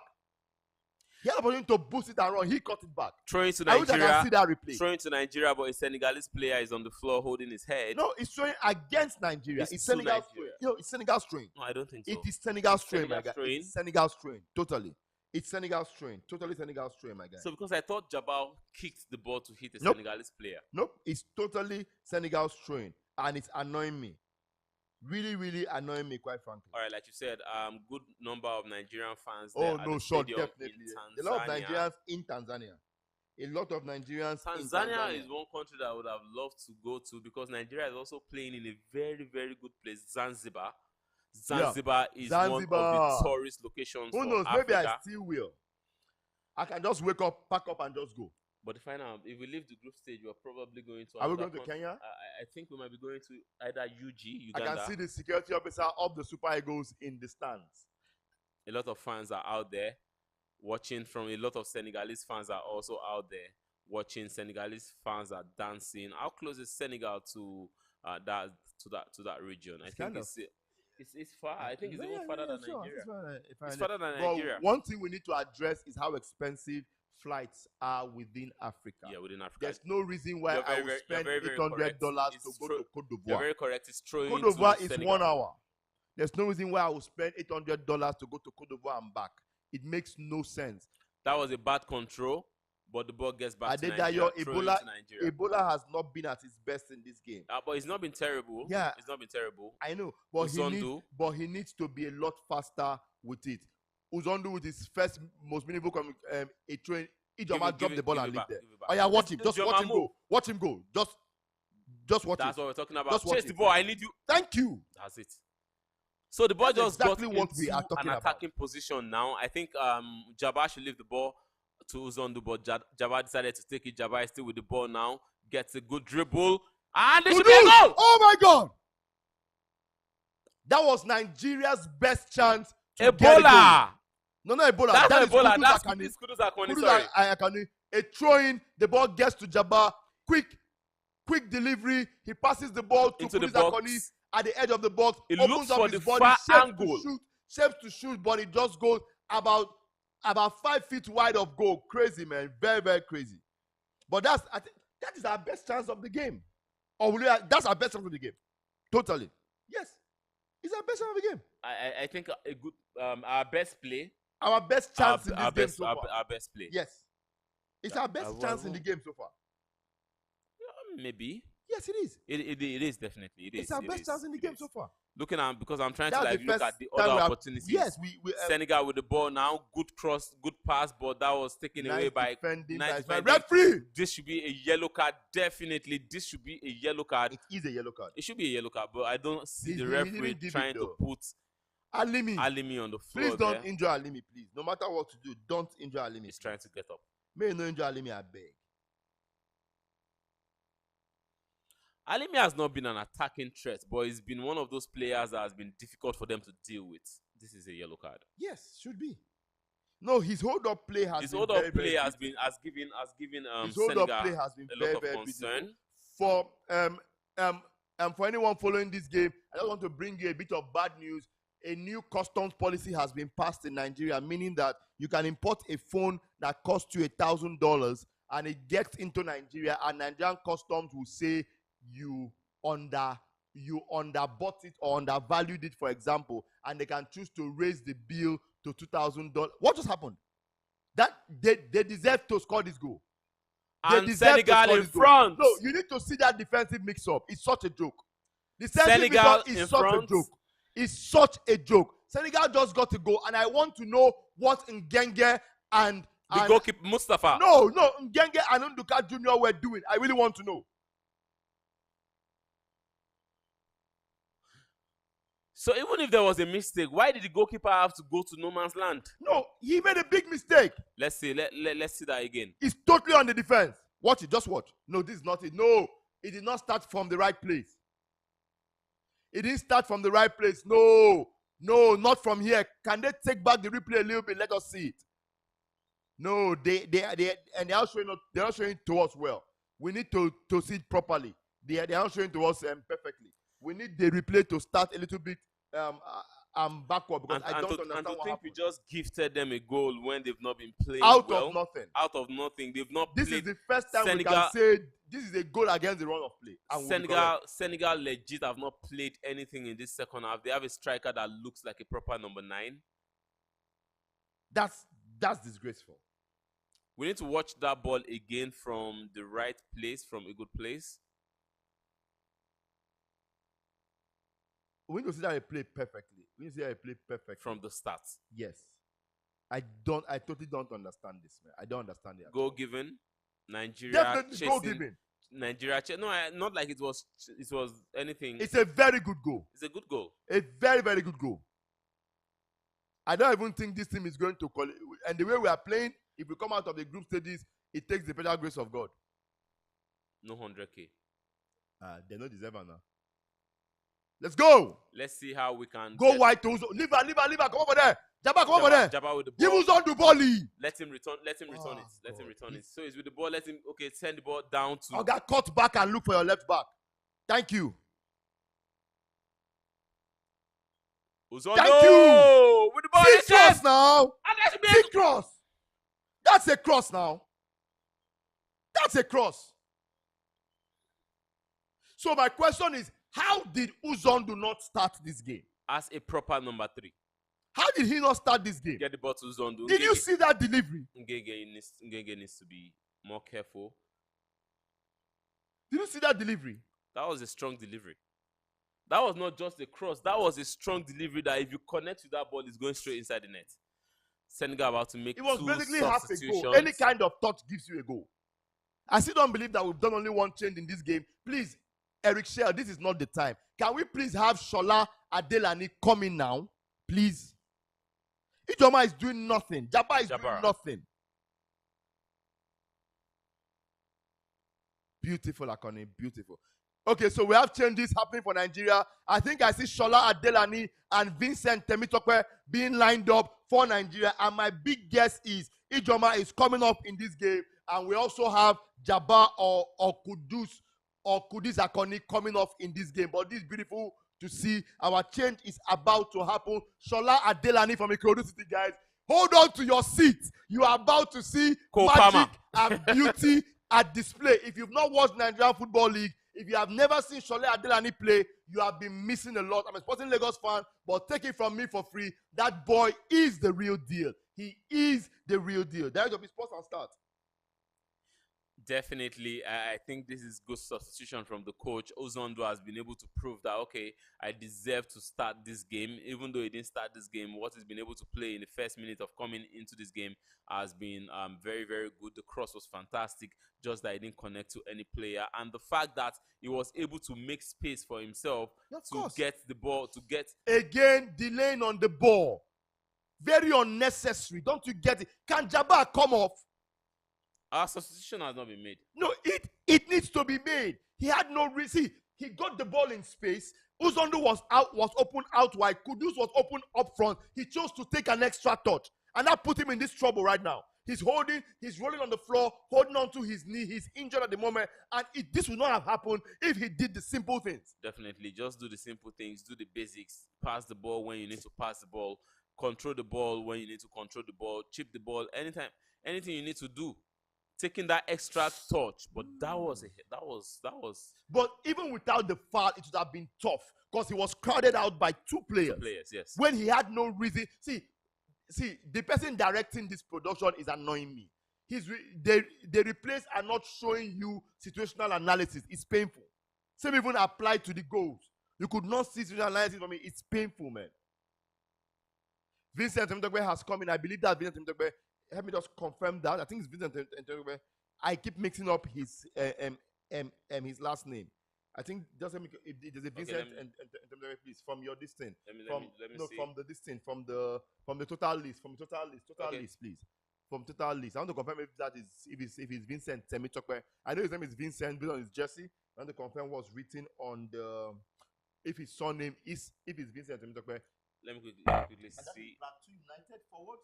In forward, slide the other way, please. Just confirm. Okay, in forward, Vincent Temitope. And finally, Jabba is off for Shola freaking Adelani. We said it from the very beginning. Now, guys, if you're watching this game, I want you to monitor how the fear of God is going to be put into Senegal the moment Shola gets the ball. Just watch this happen.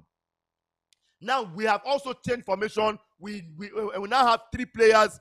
So we're now playing a 4-4-3. I don't know who came in for him. Who he came in for. I want to believe that's Ijoma. Give the ball to Shola. Let's see things. Who is dropping in there? too many players. We have less players behind. And the Shola Senegalese they are approaching Shola, the game. track that man. Shola, track that man. Don't touch him. Beautiful. Ball back to Senegal in attack. That must be useless. Uzondo, that's your ball. Uzondo, that's your ball. Uzondo miss him. How?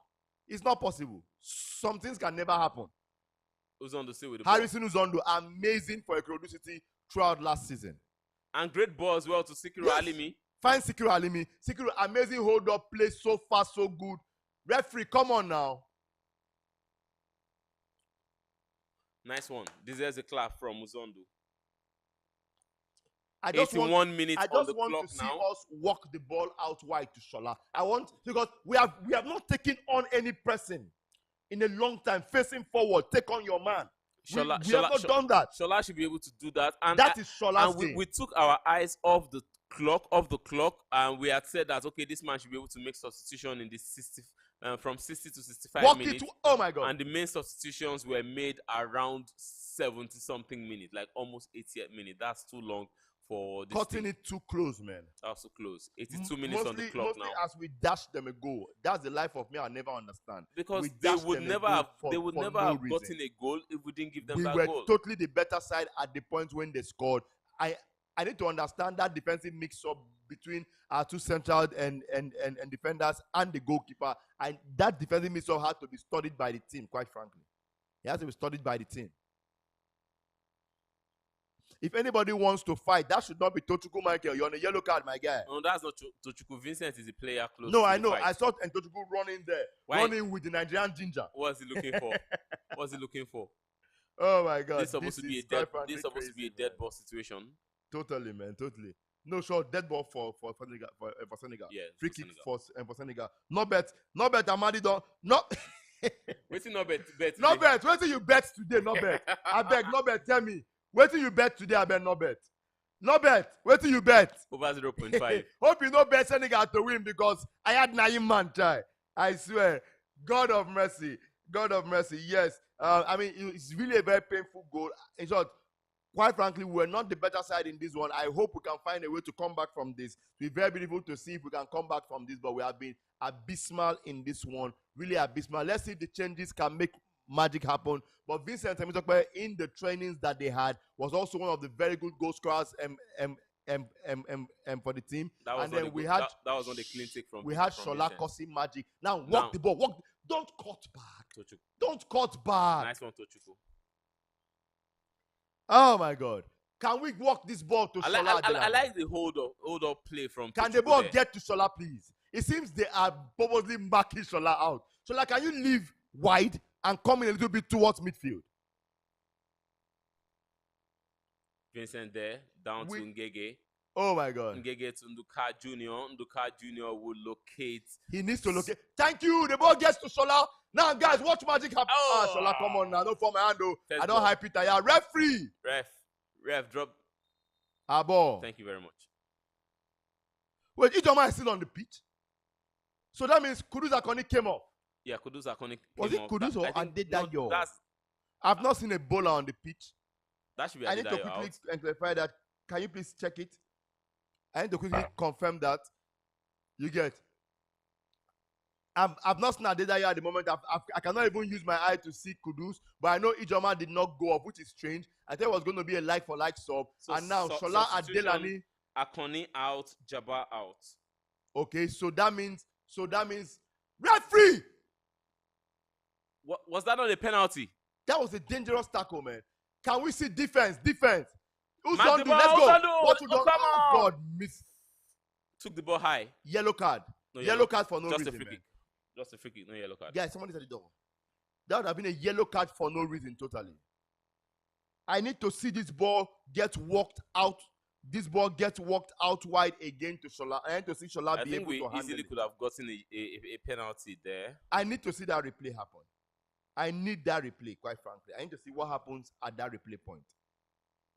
One of the most important things I need to see at the moment, because, again, the band directing this game is frustrating me. CAF needs to do better for these tournaments that are not your major tournaments. They need to do way better. Please close the app that's showing, please. CAF needs to do way better. The app that's showing. Good. CAF needs to do way better for their team. But again, it's not happening yet for the Super Eagles of Nigeria. It's not yet happening for all the Super Eagles. Well, and get a yellow card for Uzondo, an unnecessary yellow card for Uzondo. A yellow card for switch it here first. Switch it here.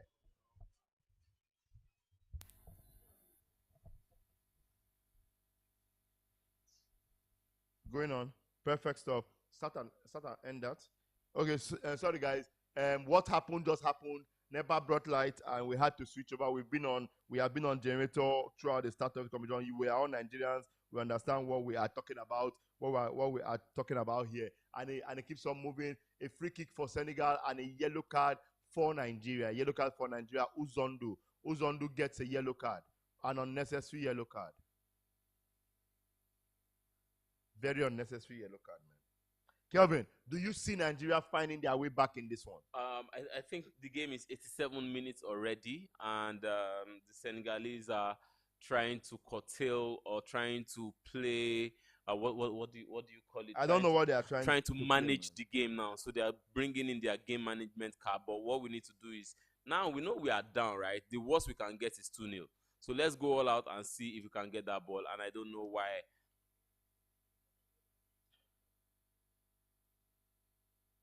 So what is any little thing they are sleeping on the floor.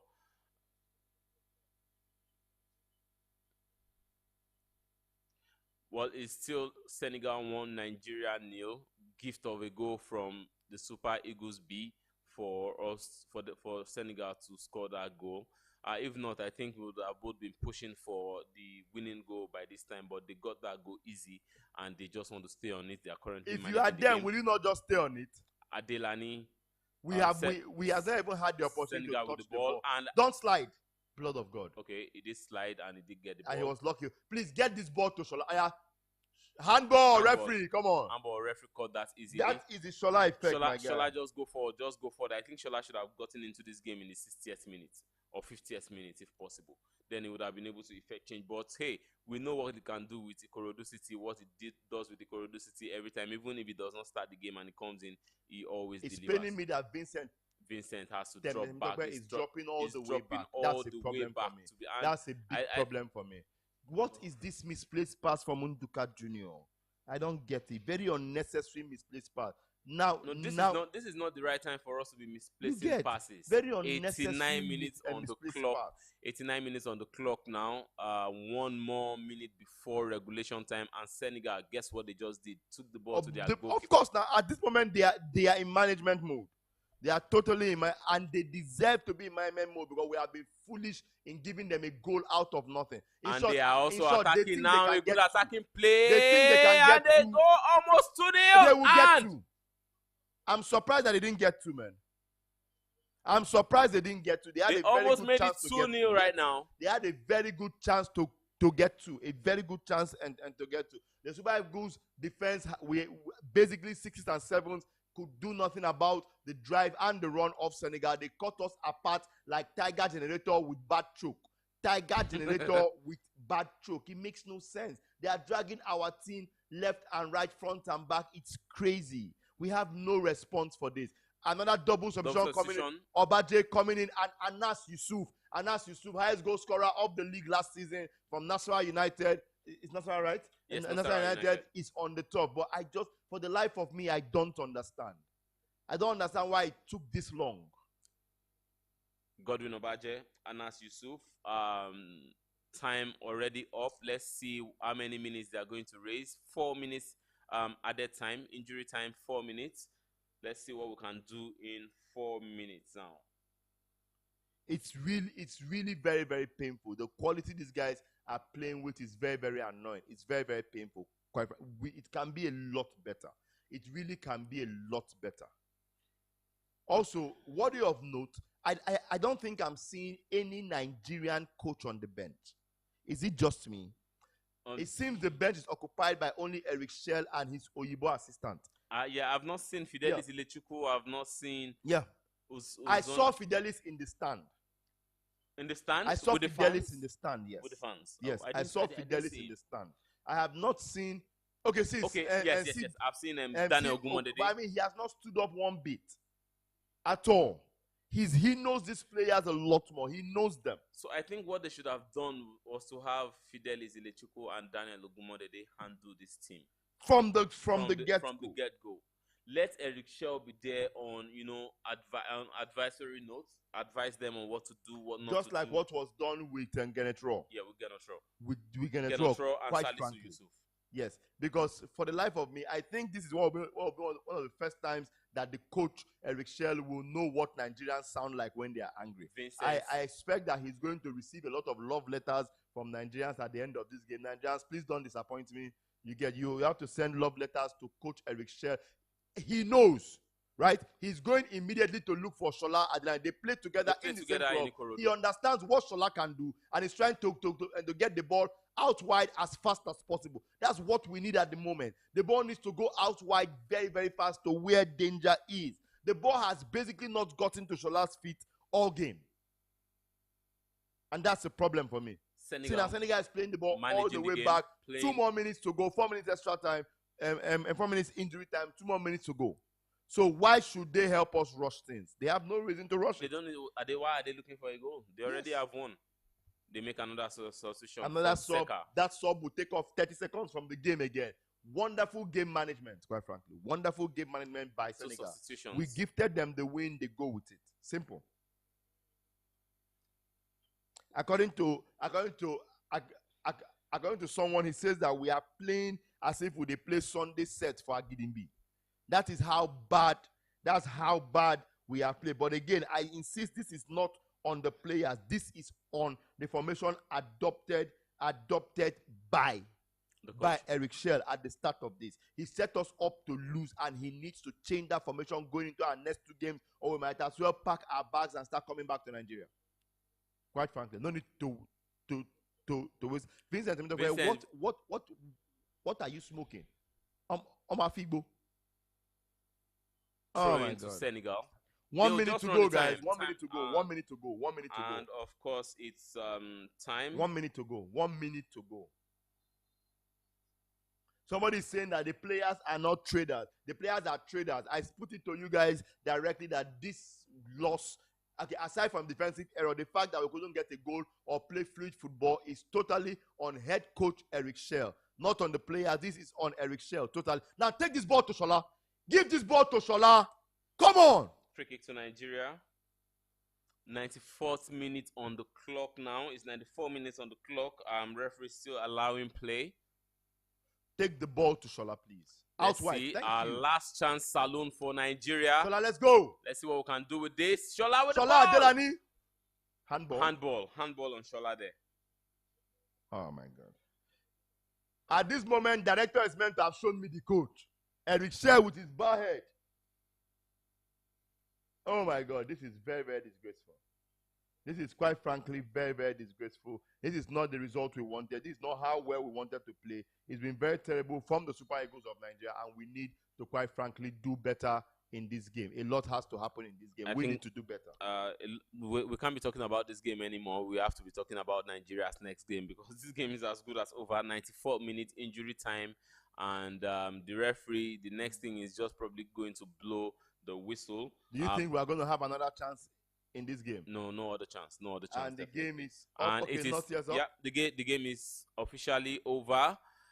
Senegal 1, Nigeria 0, and that is full time.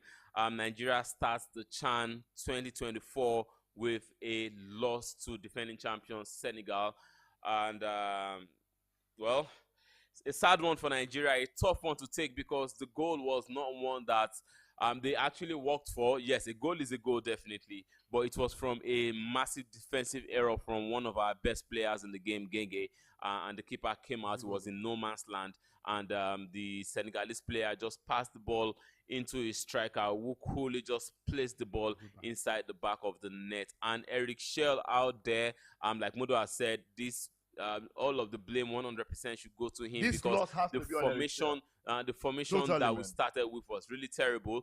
7 Remo Stars players on the pitch, and you decided to go with a 4-4-2 instead of a 4-4-3. So we just went there to play, and there was no fluidity, especially in the first half. In the second half, we were a bit better, but offensively we were not as sharp as we wanted. Then the substitutions came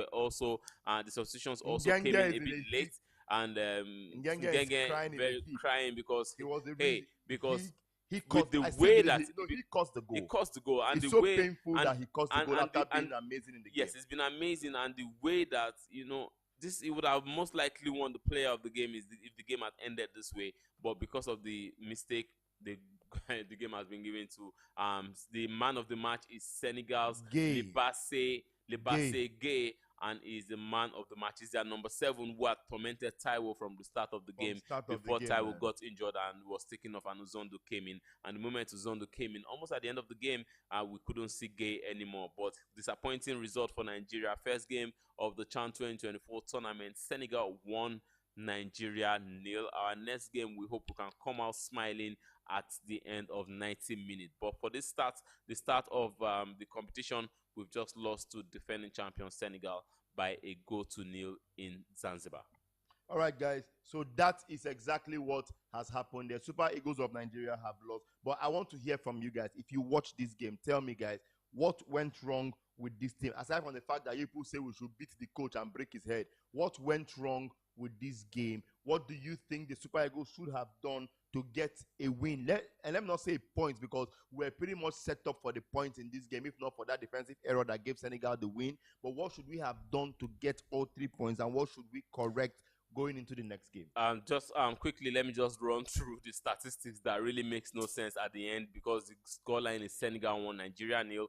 58.1 possession to Nigeria, 41 to Senegal. Attempt on target 7 for Senegal, 1 on target. Nigeria 6 and 1 on target. And passes 396 for Nigeria, 286 for Senegal. Accuracy 70.3% for Senegal, Nigeria 75.3%. Corner kick 2-2, and that goes to show that we played better in the second half, but we just couldn't get the goal and the point in that game. Very disappointing result. The good thing is that the group is still open. Senegal on 3 points. The earlier game that played was a draw. So we have 2 teams on 1 point. While the Super Eagles, the honorable Super Eagles of Nigeria, home-based team B, have 0 points. So a lot to play for. 6 points to play for. There's no clear gap really between the teams in the group. So a lot is still on the table. You win your next 2 games, you qualify. You win 1, draw 1, and we win 1, draw 1, we can still qualify. So a lot is still on the table for the Super Eagles of Nigeria. So all hope is not lost yet. We really hope that the team can come forward and do the best with what has been presented to them in this one. But this was a very shameful and abysmal performance by the Super Eagles. We expect to see changes in the next game. We need to see, we insist that Ijoma does not start. We insist that 4-4-2 is banished from our life in this game, because we had no business playing 4-4-2. You cannot put together a bunch of players that do not play 4-4-2 in a regular season. It's not a formation that they did repeatedly when we watched their training in Ikene. And then, except they went on their latest training camp and they changed it. But you can't just change anything like that and then throw us, the fans, the players, and everybody into confusion in this one. It quite frankly does not work. So Eric Schell has to wake up his idea, basically get to the top of his game and do better. This team deserves a coach that does better and can understand how they play. If he needs more advice, he should listen more to Fides Lechuku and Daniel Ogumodede, because at least at the base level, they know these players a lot better than Eric Schell will ever know them. That's true, 100%. All hope is not yet lost. 2 more games to play in the group stage of this competition for the Super Eagles, because there's a lot of things, national honor at stake. I don't think we have been this deflated in a long time. Because I feel even when our girls were playing when they play Horribly against Botswana, we have not been this deflated, Kelvin. Yeah, we didn't play to the best of our abilities in this game, 100%. Yes. I think we were shaky in the first half. I think we didn't create enough. Yes. We didn't create enough, because Tochukwu should have been playing the creative role, not the defensive midfield role. So we didn't see him create, because those extra touches he was taking is one of some of those extra touches to take as a proper number 10. Yeah. So that's what should have happened. And I think that Eric Shaw probably needs to get Daniel Ogumodede get more advice from him. He shouldn't just be he sitting is down. his second assistant. Fidelis is the third assistant, so he takes his advice from his first assistant. Maybe they work together behind the scene, and we don't get to to see that. Maybe. But I mean, this is a team that was qualified by these guys. They know this team inside out, and I think they should get a lot more opportunity and say in how this team gets to set up, because they understand this league and the players in this league. But 100%, guys, thank you so much to everybody that tuned in. Remember, this is our first watch along for the home base Eagles Nigeria. Senegal versus Nigeria just ended 1-0. Our first proper loss, and we have 2 more games to fight for qualification for the knockout stages, and 2 more games to attempt to start the journey to another 100K and to force Baba Tinubu to bring out money and continue dropping money. Best of luck to the team in the other 2 games. We are going to do a quick roundup immediately after this, and we're going to ensure and give you feedback on what we think happened in this game, and when we do a review tomorrow, and tell you how best we think this team can come back. From all of us at the studio with Victor Modo on YouTube at Bold Sport, we say thank you so much for tuning in. Have a lovely evening. Perfect, guys. Yeah.